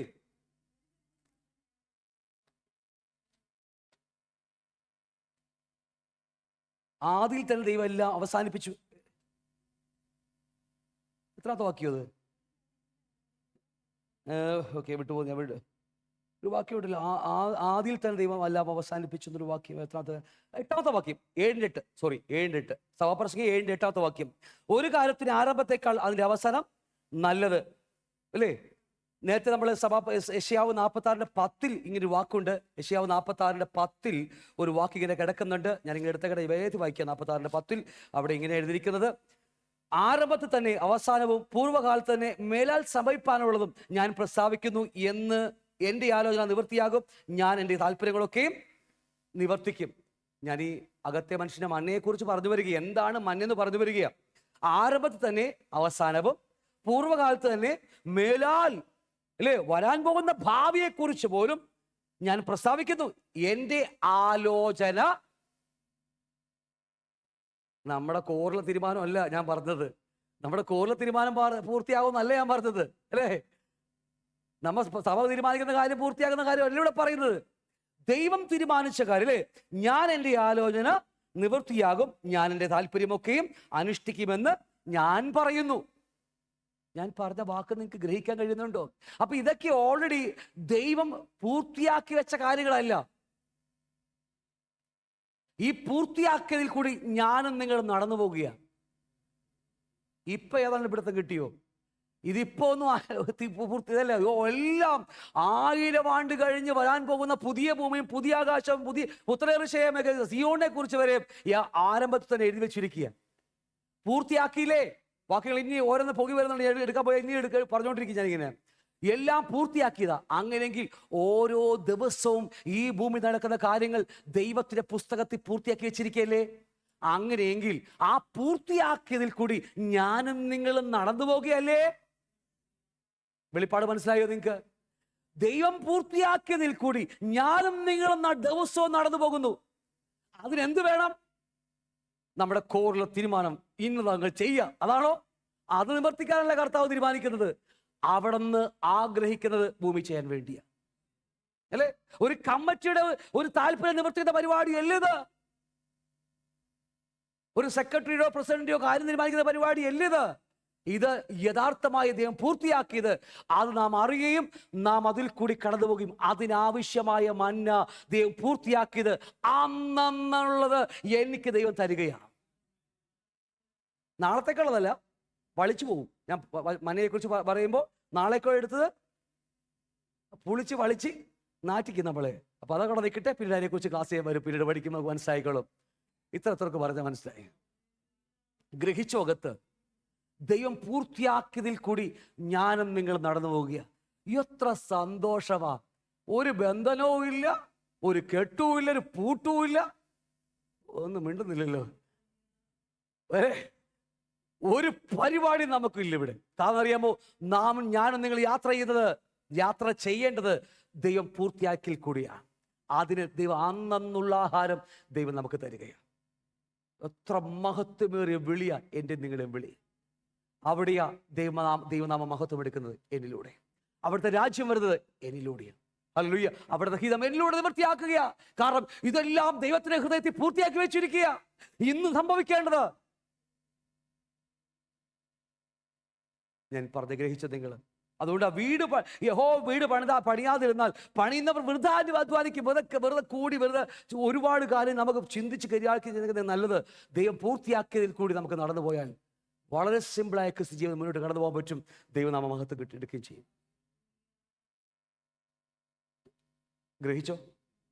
അപ്പൊ വചനത്തിന്റെ പ്രാധാന്യം എത്രമാത്രമുണ്ട്?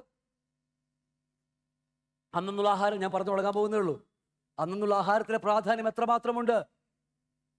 കർത്താവേ, ഈ സൺഡേ ഞാൻ വരുന്നുണ്ട്, ഞങ്ങൾക്ക് ഒരാഴ്ചത്തേക്കുള്ളത്, ഈ ആഴ്ച മുഴുവനും ഞങ്ങൾക്ക് നടക്കാനുള്ള, എൻ്റെ ജോലി, എൻ്റെ കുടുംബം നയിക്കാനുള്ള വചനം അന്നുള്ള മണ്ണ് എനിക്ക് തരണമേ.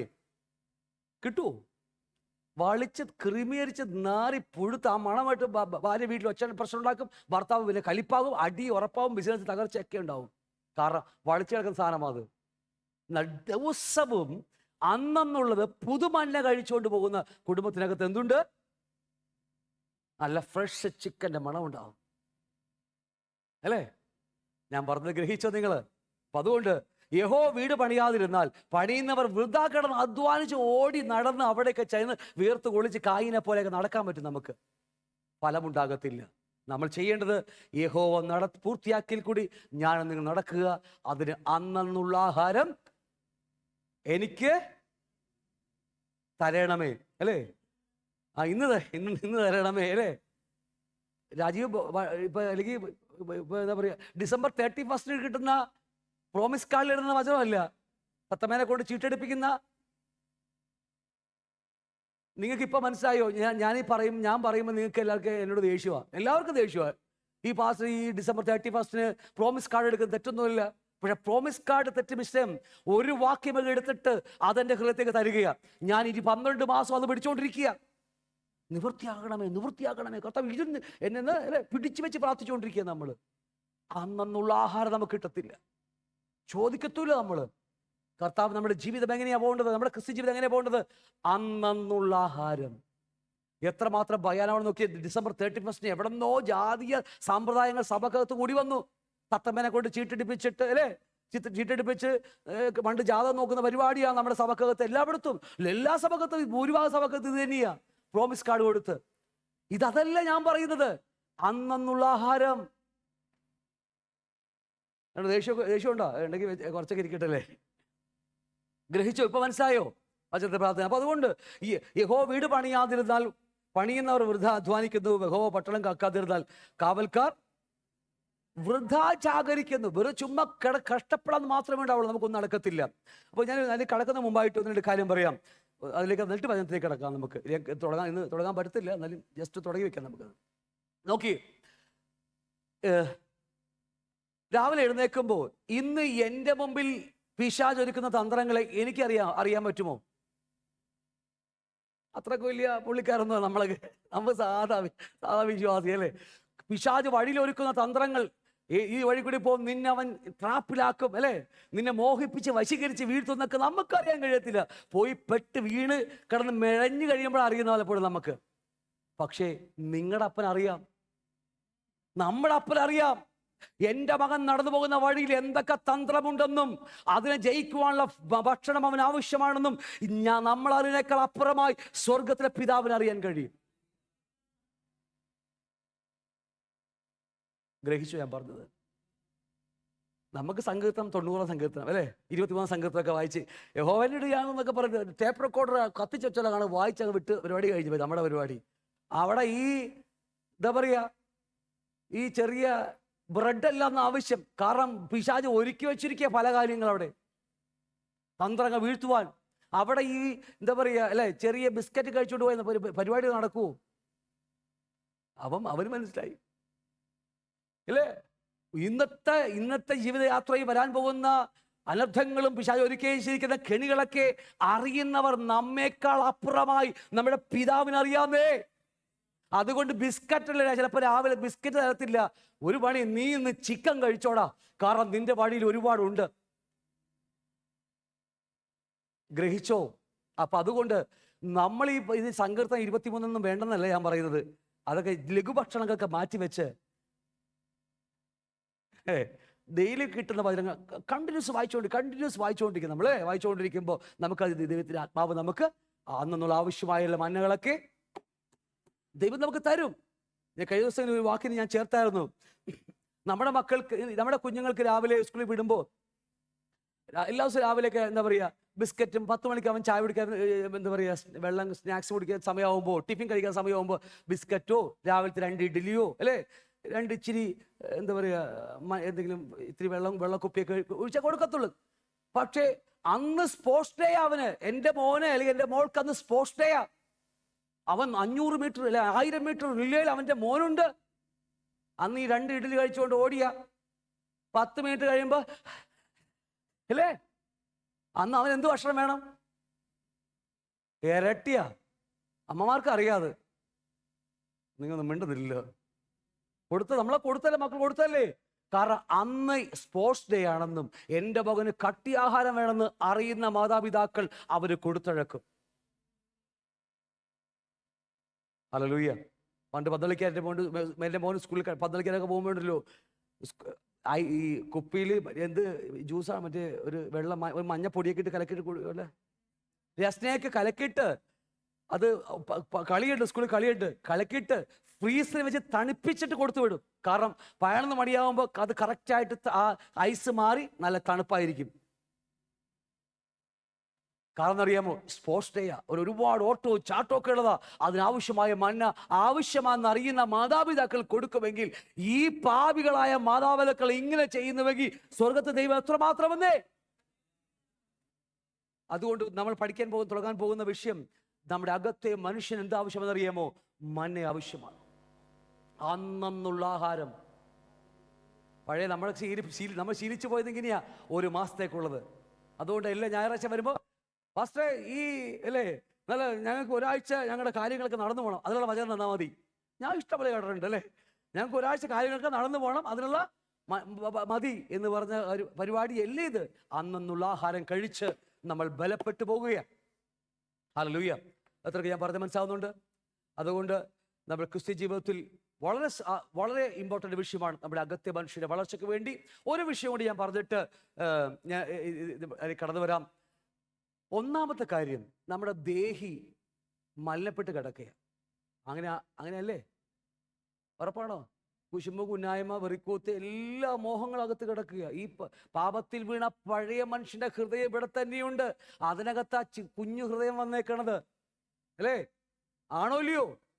അങ്ങനെയെങ്കിൽ നമുക്ക് അങ്ങോട്ട് പോകാൻ പറഞ്ഞാൽ നമ്മൾ പറയും, കർത്താവ് ഇതല്ല ശരിയായ വഴിയല്ല, ഇങ്ങോട്ട് പോകാൻ നമ്മൾ പറയും. കാരണം നമ്മുടെ ദേഹിക്ക് കറക്റ്റായി വഴി കിട്ടുവാൻ നമ്മളെ കൊണ്ട് കഴിയത്തില്ലെന്ന് അർത്ഥം. ഹലോ, ഓരോ കാര്യം ചെയ്യുവാൻ നമ്മുടെ ഹൃദയത്തിനാവില്ല. കാരണം ലക്ഷ്യം തെറ്റിക്കിടക്കുക, ദർശനമില്ലാത്ത ഹൃദയമാണ് എൻ്റെയും നിങ്ങളുടെയും. മലിനപ്പെട്ട് കിടക്കുക, കുശുമ്പും കുന്നായും എല്ലാം കിടന്ന് നിറഞ്ഞു കിടക്കുന്ന ഹൃദയമാണ് എൻ്റെയും നിങ്ങളുടെയും ഹൃദയം അല്ലേ? പിന്നെ എങ്ങനെ നമുക്ക് ദിശ കിട്ടു പോകുവാനായിട്ട്, ലക്ഷ്യത്തിലേക്ക് എന്നെ പോകാൻ കഴിയും നമുക്ക്? അതിനാണ് അന്നുള്ള മന്നയുടെ പ്രാധാന്യം. കേൾക്കുന്ന വചനം എൻ്റെ ഹൃദയത്തിന്, എൻ്റെ യാത്രയ്ക്ക് അത് വഴികാട്ടിയ, കാലിന് ദൈവമായിട്ട് എന്നെ നടത്തിക്കൊണ്ടു പോകാൻ കഴിയുന്ന വചനമാണ് നമുക്ക്. ഞാൻ ഇൻട്രൊഡക്ഷൻ മാത്രം പറഞ്ഞു പോകുന്നത്, അതിനുള്ള സമയം മാത്രമേ നമുക്കുള്ളൂ. അതുകൊണ്ട് പ്രാധാന്യമുണ്ടോ വചനത്തിന്? അല്ലേ? സൺഡേ കിട്ടുന്ന 2 മണിക്കൂർ, 2 മണിക്കൂറില്ല, 1 മണിക്കൂർ വർഷിപ്പാണല്ലോ. പിന്നെ കർത്തൃമേശയും അറിയിപ്പ് കഴിഞ്ഞ് വരുമ്പോൾ 3/4 മണിക്കൂർ പോലും കിട്ടുന്നില്ല നമുക്ക്. ഈ ഉണക്കറൊട്ടി മതിയോ? 5-6 പേര് പോരെന്ന് പറഞ്ഞു, ബാക്കിയുള്ളവർക്കൊക്കെ അത് മതി അല്ലേ? അലക്സാണ്ടർ പറഞ്ഞ പോലെ നെയ്യപ്പോ, പക്ഷെ നെയ്യില്ല, പേര് നെയ്യപ്പോന്നാ, അതൊന്നും നെയ്യില്ല എന്ന് പറഞ്ഞ പോലെ നമ്മുടെ കാര്യങ്ങളൊക്കെ. അപ്പോൾ എന്തുവാകട്ടെ, നമുക്ക് 1-2 വാക്കിട്ട് വായിച്ചിട്ട് നമുക്ക് നിർത്താനുള്ള സമയമായി നമുക്ക്. അതുകൊണ്ട് എത്രത്തോളം വായിക്കാൻ പറ്റും അത്രത്തോളം വായിക്കുക, അത്രത്തോളം വായിക്കും, നമ്മൾ വായിച്ചു കയറ്റുക. കാരണം എവിടെയൊക്കെയാണ് ദൈവം നമ്മൾ സംസാരിക്കുന്നത് നമുക്കറിയാൻ പറ്റത്തില്ല. നമ്മൾ വായിച്ചുകൊണ്ടിരിക്കുമ്പോഴാണ് എവിടെയെങ്കിലും വചനം നമ്മുടെ ഹൃദയ ഉടക്കുന്നതല്ലേ, കൊളത്തുന്നതല്ലേ? വായിച്ചുകൊണ്ടിരിക്കുമ്പോഴാണ് ചില വചനങ്ങൾ നമ്മളെ കൊടുത്തത്. പണ്ട് എത്രയോ വർഷം, എത്രയോ 100,000 പ്രാവശ്യമൊക്കെ വചനം വായിച്ചാൽ കേൾക്കാത്ത ചെറിയൊരു സാധനം, ഒരു മിന്നായം പോലെ നമ്മുടെ അകത്ത് പൊട്ടിത്തെറിക്കും. അങ്ങനെ പൊട്ടിത്തെറിച്ചിട്ടുണ്ടോ? അതാ ദൈവം നിങ്ങൾക്ക് തരുന്ന റേമാ വചനം എന്ന് പറയുന്നത്. എഴുതപ്പെട്ട ലോഗോസ് അല്ല, അത് വായിച്ചുകൊണ്ടിരിക്കുമ്പോൾ എൻ്റെ അകത്ത് മിന്നായം പോലെ ലഡു പൊട്ടിന്നൊരു പരസ്യം ഉണ്ടല്ലോ. എവിടെയാ പരസ്യം? ലഡു പൊട്ടിന്ന്, മനസ്സിൽ ലഡു പൊട്ടി എന്ന് പറഞ്ഞ പോലെ വായിച്ചുകൊണ്ടിരിക്കുമ്പോൾ അകത്ത് ലഡു പൊട്ടും. അത് മതി എന്നെ ശക്തനാക്കാൻ, എൻ്റെ അന്നത്തെ ജീവിതത്തിൽ ഏറ്റവും സുഖമാക്കുവാൻ, എന്നെ മാത്രമല്ല അനേകരെ നേരെയാക്കുവാൻ. ഹല്ലേലൂയ. അതുകൊണ്ട് നമുക്ക് 1-2 വാക്യം വായിക്കാം. സദൃശ്യവാക്യം 1:23.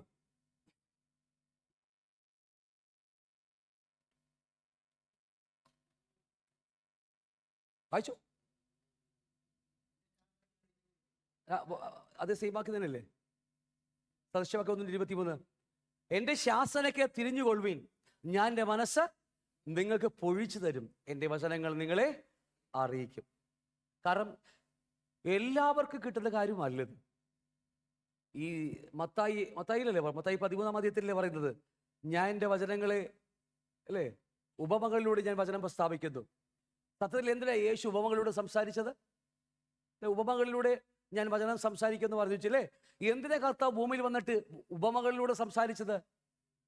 നമുക്ക് വന്നും പല കാര്യങ്ങളും മനസ്സിലാക്കി കൊടുക്കാൻ വേണ്ടി നമ്മൾ ഉപമയൊക്കെ ഉപയോഗിച്ച് അങ്ങനെ ഇങ്ങനെയൊക്കെ പറഞ്ഞ്, അങ്ങനെ അതിനു വേണ്ടിയല്ല, ജനങ്ങൾ മനസ്സിലാകാതിരിക്കാൻ വേണ്ടിയാണ് ഉപമകളോട് സംസാരിച്ചത്.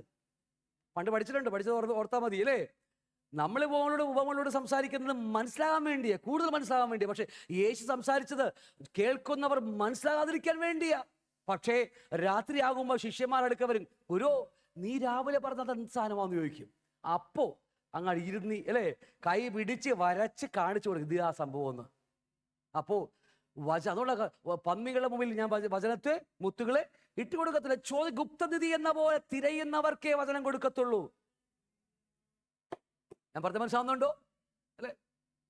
ഗുപ്തനിധി ഞാൻ പറയും, നമ്മുടെ വീടിന്റെ അതിരിൽ എന്തോ പാര വെച്ച് കുത്തിയപ്പോൾ താഴെ എന്താ പറയുക ക്ലിങ് ക്ലീന്ന് ഒച്ച കേട്ട് അല്ലേ. അപ്പോൾ ഇത് പുരാതന സ്വത്ത് അവിടെ അടിയിരിക്കുക. മനസ്സിലായി എന്നപ്പോൾ ക്യാമറയൊക്കെ വെച്ച് നോക്കി പുള്ളിക്ക് മനസ്സിലായി സ്വത്ത് കിടക്കുകയാണ് അല്ലേ. JCB വിളിച്ച് വാന്തി എടുക്കും അപ്പോൾ നാട്ടുകാരൊക്കെ ഓടിക്കൂടി. അങ്ങനെ ചെയ്യുമോ? നിങ്ങളുടെ വീണ്ടും അതിരില്ല അങ്ങനെ കിടന്ന് നിങ്ങൾ ചെയ്യൂ? കാരണം ചെയ്ത കോർപ്പറേഷൻ കൊടുക്കും, ഗവൺമെൻറ് കൊണ്ടുപോകും. ഇനി അപ്പുറത്തെ വീട്ടുകാരൻ കണ്ട് അവനും ചോദിക്കും പങ്ക് അല്ലേ. രാത്രി പോയിട്ട് ശവോലും പിക്കാസ് വെച്ച് വിട്ടുവോ? എങ്ങാനും അപ്പുറത്തെ വീട്ടുകാരൻ കേട്ടാലോ?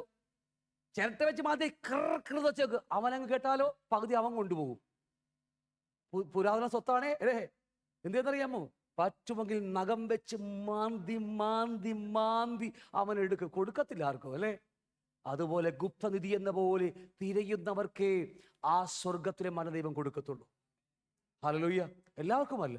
ഗുപ്തനിധി, ദൈവത്തെ അന്വേഷിക്കുന്നവർ, പിതാവിനെ അന്വേഷിക്കുന്നവർ, അവന് വേണ്ടി ആയുസ്സിനേക്കാൾ ഏറെ അവന്റെ ജീവനേക്കാൾ പ്രാധാന്യം അറിയിക്കുന്നവർ, അവന്റെ മൊഴികളെ അവൻ ചെവി ചായച്ച് നമ്മൾ ചായച്ചു കൊടുക്കുന്നുവെങ്കിൽ അവൻ മൊഴിഞ്ഞു തരും നമ്മുടെ ജീവിതത്തിലേക്ക്.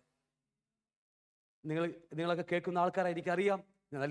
നിങ്ങളൊന്ന് പ്രബോധിപ്പിക്കുക മാത്രം ചെയ്ത എല്ലാവരും ഹല്ലേലൂയ. ദൈവത്തോട് ചെവി ചേർത്ത് പിടിച്ച് കേൾക്കുന്നുവെങ്കിൽ തീർച്ചയായും എൻ്റെ ശാസ്ത്രമൊക്കെ തിരിഞ്ഞുകൊള്ളുവിൻ. അടിക്കും, അവൻ നല്ല അടി അടിക്കും. ഓടിച്ചടിച്ചിട്ടുണ്ട് ഞങ്ങളെയൊക്കെ. ചില വീട് പണിതാൽ പോകത്തില്ല, 3 വർഷം അവിടെ കിടന്നിട്ടുണ്ട്.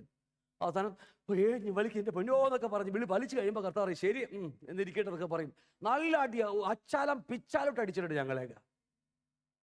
പക്ഷെ അറിയാം, അടിക്കുമ്പോൾ അവൻ്റെ ഒരു കരമൊന്ന് തലോടുന്ന് നമുക്ക് അറിയാൻ കഴിയും.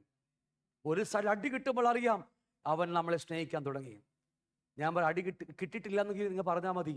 നാം കൗളിടയന്മാരാ, ജാരസന്തതികളാ, വേശ്യ മക്കളാണ് തമിഴ് കിടക്കുന്നത്. അടി കിട്ടുമ്പോൾ ഓർത്താൽ മതി ദൈവം എന്നെ ഇന്നും സ്നേഹിക്കുന്നുണ്ട്. കുറവുള്ളത് കൊണ്ട് അടിക്കുന്നത് അതല്ല കാര്യമാ. സ്നേഹിക്കുന്നുണ്ടല്ലോ അടി കിട്ടുന്നത്. എല്ലാവരും നീ അടിക്കത്തൊന്നുമില്ല, പേടിക്കുന്ന വേണ്ട, നിങ്ങൾ ആരും അടിക്കത്തൊന്നുമില്ല അങ്ങനെയൊന്നും. പക്ഷെ അടി കിട്ടിയ ഓർത്തോളം അവൻ എന്നെ സ്നേഹിക്കുന്നു. അതുകൊണ്ട് എൻ്റെ ശാസനയ്ക്ക് തിരിഞ്ഞു വാ. പാട്ടുകാരി കയറിക്കും. എൻ്റെ ശാസനയ്ക്ക് തിരിഞ്ഞു വാ എന്നിട്ട് പറയുക എൻ്റെ മനസ്സ് ഞാൻ നിങ്ങൾക്ക് പൊഴിച്ചുതരാം. അവൻ നമ്മളൊക്കെ ആരും കുറവുള്ളവരാ, ഇത് മുഴുവനും കുറവുള്ളവരാ. അവൻ നമ്മൾ ചെവി ചായച്ച് അനുസരണത്തോടെ ശിക്ഷ അവൻ ശാസനയ്ക്ക് എക്കത്തിനും നമ്മൾ എന്ത് കൊടുത്താൽ അവൻ നമ്മൾ ചെവി ചായച്ച് കൊടുക്കുന്നുവെങ്കിൽ അവൻ്റെ ഹൃദയം മനസ്സ് പൊഴിച്ചു തരും. നമ്മൾ പിന്നെ ടോപ്പിക് ഉണ്ട്, communication with man and God എന്ന് പറയുന്ന ക്ലാസ് ഉണ്ട്. കിലോമീറ്ററുകൾ ദൂരത്തിലിരിക്കുന്ന സ്വർഗത്തിലിരിക്കുന്ന ദൈവത്തിൻ്റെ ഹൃദയത്തിൻ്റെ രഹസ്യങ്ങൾ ഈ അളങ്കുളത്തിരിക്കുന്ന ഞാൻ എങ്ങനെ അറിയും? നമ്മൾ അതിനെക്കുറിച്ച് ആഴമായി പിന്നീട് ചിന്തിക്കും. ഞാൻ പറയുന്നത് കുറുദലേഖനം 3-ാം അധ്യായത്തിൽ നിന്നാണ്. സ്വർഗത്തിലിരിക്കുന്ന പിതാവിൻ്റെ ഹൃദയത്തിലെ രഹസ്യങ്ങൾ ഈ അളങ്കുളത്തിരിക്കുന്ന ഞാൻ എങ്ങനെ അറിയുന്ന ഒരു ബന്ധമാണത്. ഹല്ലേലൂയ. അതുകൊണ്ട് അത് എൻ്റെ മനസ്സെ പൊഴിച്ചു തരും. എൻ്റെ വചനങ്ങൾ ഞാൻ നിങ്ങളെ അറിയിക്കും, അന്നന്ന് അറിയിക്കും, അന്ന് ദിവസം അറിയിച്ചു തരും നമുക്ക്. ഹല്ലേലൂയ. അവന് പ്രസാദകരമാവുന്ന കാര്യം ചെയ്യുവാൻ നിങ്ങൾ വിശ്വസ്തരാണെങ്കിൽ. എന്തിനാ നമുക്ക് മന്ന തരുന്നത്? വീട്ടിൽ വെറുതെ ഇരിക്കാൻ വേണ്ടിയല്ല. അവരുടെ നാമം വിശുദ്ധീകരിക്കപ്പെടണം ജാതികളുടെ ഇടയിൽ. 2, അവിടുത്തെ രാജ്യം വരണം. ഞാൻ എവിടെ നിൽക്കുന്നു അത് ദൈവരാജ്യമായി മാറുകയാണ്. അവിടെ ഞാൻ ഒരു വ്യക്തി വേണ്ടി പ്രാർത്ഥിച്ചാൽ അവിടെ സൗഖ്യമാകണം, ദൈവരാജ്യം മഹത്വം എടുക്കണം. അവിടെ വേണ്ടേ? അവിടെ ദൈവത്തെ അതറിയുമ്പോഴാണ്, പ്രാർത്ഥിക്കുമ്പോൾ അവരറിയാം കർത്താവ് നീ ഇവിടെ ഞങ്ങളുടെ നടുവിലുണ്ട്. പ്രാർത്ഥിക്കുമ്പോൾ കർത്താവ് പ്രവർത്തിക്കുന്നു, അവൻ്റെ വചനം മഹത്വം എടുക്കാൻ വേണ്ടിയാ. അവിടുത്തെ ഹിതം സ്വർഗത്തിലെ പോലെ ഭൂമിയിലാകാൻ വേണ്ടിയാ. ഈ 3 കാര്യത്തിന് വേണ്ടി അന്നുള്ള ആഹാരം അവൻ നമുക്ക് തരും. എത്ര സന്തോഷമുണ്ട്. നാളെ നമുക്ക് ഇത്തിരി കൂടി, അടുത്ത ആഴ്ച നമുക്ക് ഇത്തിരി കൂടി ഡീറ്റെയിലേക്ക് നമുക്ക് കടക്കാം. എന്നിട്ട് നമുക്ക് ഡെയിലി ബ്രെഡിനെ കുറിച്ച് നമുക്ക് ഇത്തിരി ആഴത്തിലേക്ക് ചിന്തിക്കാം. മന്നയെക്കുറിച്ച് നമുക്ക് അല്പമായി ചിന്തിക്കേണ്ട ആവശ്യമുണ്ട്. ഞാനത് വിട്ടതാ, പക്ഷെ എന്നാലും കർത്താവ് പ്രേരിപ്പിക്കുന്നതുകൊണ്ടാണ് വചനത്തെക്കുറിച്ച് ഇത്തിരി കൂടി ആഴത്തേക്ക് എടുക്കാമെന്ന് വിചാരിച്ചത്. കർത്താവ് നിങ്ങളെ സഹായിക്കണം. നമുക്ക് ദൈവം ഏൽപ്പിക്കാം. നമുക്കൊരു പാട്ടൊക്കെ പാടി ദൈവത്തിന് മഹത്വം കൊടുത്ത്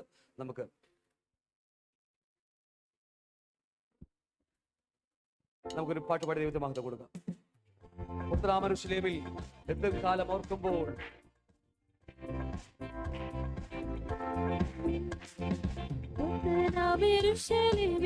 ും കാലമോർക്കുമ്പോൾ ഇത്തരയിൽ ഗീതമെല്ലാം മാഞ്ഞു പോകുന്നേ.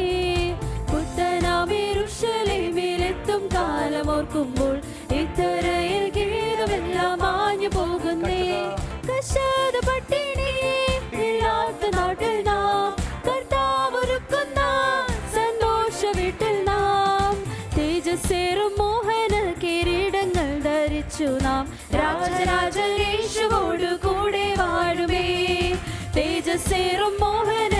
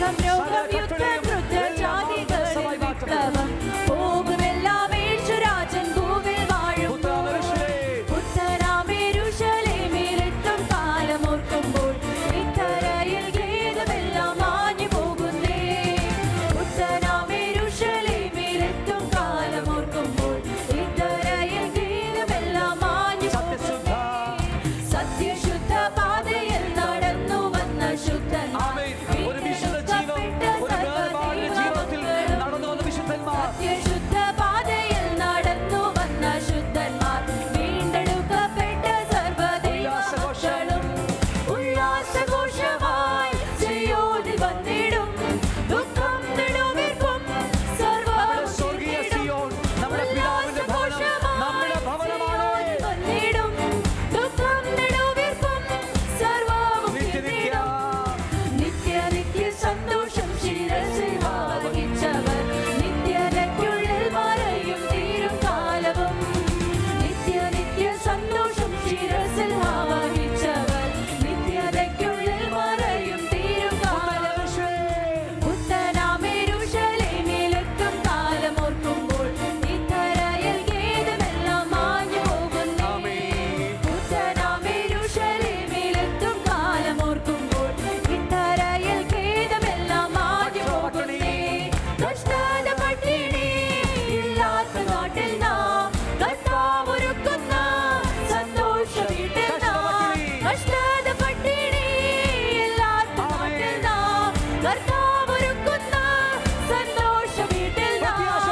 തേജസ്സേറും മോഹന കിരീടങ്ങൾ ധരിച്ചു നാം രാജരാജനീശുവോട് കൂടെ തേജസ്സേറും മോഹന കിരീടങ്ങൾ ധരിച്ചു നാം രാജരാജനീശുവോട് കൂടെ മോഹന കിരീടങ്ങൾ, തേജസ്സേറും മോഹന കിരീടങ്ങൾ ധരിച്ചു നാം രാജരാജനീശുവോട് കൂടെ വാഴും.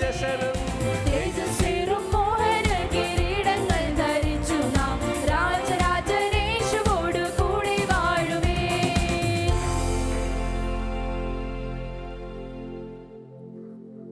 ഹല്ലേലൂയ. ആമേൻ. ഒരു വചനം വായിച്ച് നമുക്ക് പ്രാർത്ഥിച്ച് ഇന്നത്തെ ശുശ്രൂഷ നമുക്ക് അവസാനിപ്പിക്കാം. 1 തിമോത്തിയോസിന്റെ 4-ാം അധ്യായം അതിന്റെ 6-ാം വാക്യം ഇപ്രകാരം പറയുന്നു. പൗലോസ് തിമോത്തിയോസിന് ശുശ്രൂഷയ്ക്കായി ഒരുങ്ങുമ്പോൾ കൊടുക്കുന്ന ഉപദേശമാണ്. അതിന്റെ 6-ാം വാക്യം പ്രകാരം വന്നു: നീ അനുസരിച്ച വിശ്വാസത്തിന്റെയും സതുപദേശത്തിന്റെയും വചനത്താൽ പോഷണം ലഭിച്ച് ക്രിസ്തു യേശുവിന് നല്ല ശുശ്രൂഷകൻ ആകും. ഹല്ലേലൂയ.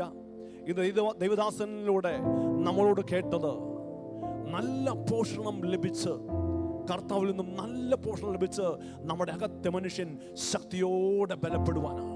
ഹല്ലേലൂയ. പൗലോസ് തിമോഥെയോസിനെ ഉപദേശിക്കുകയാണ്, നീ എന്ത് ചെയ്യണം? സത്യവിശ്വാസത്തിന്റെയും സത്യ ഉപദേശത്തിന്റെയും ശുശ്രൂഷക്കാരനായി മാറണം. അതിനുവേണ്ടിയുള്ള പോഷണം ദൈവത്തിൽ നിന്നും പ്രാപിക്കണം. അത് ജനങ്ങളെ ഉപദേശിക്കണം. ഹല്ലേലൂയ. എന്തുകൊണ്ടാണെന്ന് അറിയാമോ? അതിന്റെ 1-ാം വാക്യത്തിൽ പറയുന്നു, 4:1, എന്നാൽ ഭാവി കാലത്ത് ചിലർ വ്യാജാത്മാക്കളുടെയും ഭൂതങ്ങളുടെ ഉപദേശം ആശ്രയിച്ച് ബോഷ്കു പറയുന്നവരുടെ കപടത്താൽ വിശ്വാസം ത്യജിക്കും. ഹല്ലേലൂയ. ഭൂതങ്ങളുടെ ഉപദേശം വരുന്ന ഒരു ഭാവി കാലത്തെ കുറിച്ച് പൗലോസ് തന്റെ ആത്മാവിൽ കണ്ട് തിമോത്തിയോസ് എന്ന ശുശ്രൂഷക്കാരനെ വാർത്തെടുക്കുകയാണ്. നീ എന്ത് ചെയ്യണം? സത്യവിശ്വാസത്തിലേക്കും, ഹല്ലേലൂയ, ഹല്ലേലൂയ, സത്യ ഉപദേശത്തിലേക്കും ജനങ്ങളെ നയിക്കുന്ന ശുശ്രൂഷകനാകണം.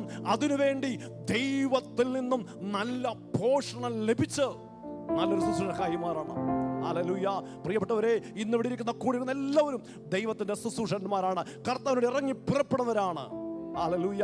ദൈവജനത്തെ, ഹല്ലേലൂയ, മോഹത്തിൽ നിന്നും വലിച്ചെടുത്ത്, ഈ ലോകത്തിന്റെ മോഹത്തിൽ നിന്നും വലിച്ചെടുത്ത്, ഹല്ലേലൂയ, ആ ക്രിസ്തുവിലേക്ക് നയിക്കുന്ന, നിത്യതയിലേക്ക് നയിക്കുന്ന ഉപദേശം പറയുവാൻ എന്ത് ചെയ്യണം? കർത്താവ് നല്ല പോഷണം ലഭിക്കുന്നതായി മാറണം.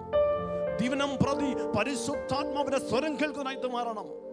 അവന്റെ ശാസനയ്ക്ക് കരങ്ങളെ കൊടുത്ത്, കർത്താവേ ഞാൻ നിന്നിൽ ആശ്രയിക്കുന്നു പറയുന്നവരായിട്ട് മാറണം. ഹല്ലേലൂയ. നമുക്ക് ഒരുമിച്ച് ഇന്ന് കേട്ട വചനത്തിന് മുമ്പിൽ തലങ്ങളെ വണക്കി പ്രാർത്ഥിച്ച് നമുക്ക് പ്രാർത്ഥിക്കാം. പരിശുദ്ധനായ ദൈവമേ, സ്വർഗത്തിലെ നല്ല പിതാവേ, നന്ദിയോടെ ഞങ്ങൾ അങ്ങയെ സ്തുതിക്കുന്നു. ദൈവദാസനിലൂടെ ഞങ്ങളോട് സംസാരിച്ച വചനങ്ങൾക്കായി ഞങ്ങൾ നന്ദി പറയുന്നു. കർത്താവേ, കർത്താവേ, ആ അന്നയുടെ ആഹാരം ഞങ്ങൾക്ക് നൽകണമേ ഞങ്ങൾ പ്രാർത്ഥിക്കുന്നു. ആ സ്വർഗീയ മന്ന ഞങ്ങളിൽ നിറയ്ക്കണമേ ഞങ്ങൾ പ്രാർത്ഥിക്കുന്നു കർത്താവേ. ആ സത്യവിശ്വാസത്തിന്റെയും സതുപദേശത്തിന്റെയും ശുശ്രൂഷകന്മാരാക്കി തീർക്കുന്ന ദൈവത്തിന്റെ വചനം ഞങ്ങൾ നിറയുവാൻ കർത്താവ് സഹായിക്കണമേ ഞങ്ങൾ പ്രാർത്ഥിക്കുന്നു. അപ്പാ, അങ്ങയുടെ കൃപ അധികമായി പകരണമേ ഞങ്ങൾ പ്രാർത്ഥിക്കുന്നു. ഞങ്ങളുടെ മനസ്സ് ഉറപ്പിച്ച് നിർമ്മലരായി യേശു ക്രിസ്തുവിന്റെ വരുവാനുള്ള പ്രത്യാശയെങ്കിൽ പൂർണ്ണ പ്രത്യാശ വെക്കുവാനുള്ള കൃപ അടിയങ്ങളുടെ മേൽ പകരണമേ ഞങ്ങൾ പ്രാർത്ഥിക്കുന്നു. അപ്പാ, ഞങ്ങളുടെ അജ്ഞാനകാലത്തുള്ള മോഹങ്ങളെ മാതൃകയാക്കാതെ വിളിച്ച വിശുദ്ധനൊത്തവണ്ണം അനുസരണമുള്ള മക്കളായി എല്ലാ നടപ്പിലും വിശുദ്ധരാകുവാൻ ഞങ്ങളെ സഹായിക്കണം ഞങ്ങൾ പ്രാർത്ഥിക്കുന്നു കർത്താവേ. കർത്താവേ, ഈ പ്രവാസകാലം ഞങ്ങൾ ഭയത്തോടെ കഴിപ്പാൻ, കർത്താവെ അങ്ങിൽ ആശ്രയിച്ച് ജീവിപ്പാൻ, അങ്ങിൽ മാത്രം നോക്കിക്കൊണ്ട് ജീവിപ്പാൻ തക്കവണ്ണം ഞങ്ങളെ ബലപ്പെടുത്തണമേ ഞങ്ങൾ പ്രാർത്ഥിക്കുന്നു. പ്രാർത്ഥന കേട്ടവർക്കായി നന്ദി. യേശു ക്രിസ്തുവിൻ നാമത്തിൽ തന്നെ ആമേൻ. നമുക്ക് ആശോധനവണക്കാം. പിതാവായ ദൈവത്തിന്റെ സ്നേഹവും പുത്രനായ യേശു കൃപയും വരുന്നത് പരിശുദ്ധാത്മാവിന്റെ സംസർഗവും കൂട്ടായ്മയും എന്നും എന്നേക്കും കർത്താവിൻ വരുവരെ നമ്മളെല്ലാവരും ഉണ്ടായിരിക്കുമാറാകട്ടെ. കർത്താവായ യേശു ക്രിസ്തുവിനെ പാടാം. Hallelujah, hallelujah, hallelujah. കർത്താവായ യേശുവേ, വേഗം വരണമേ. ആമേൻ.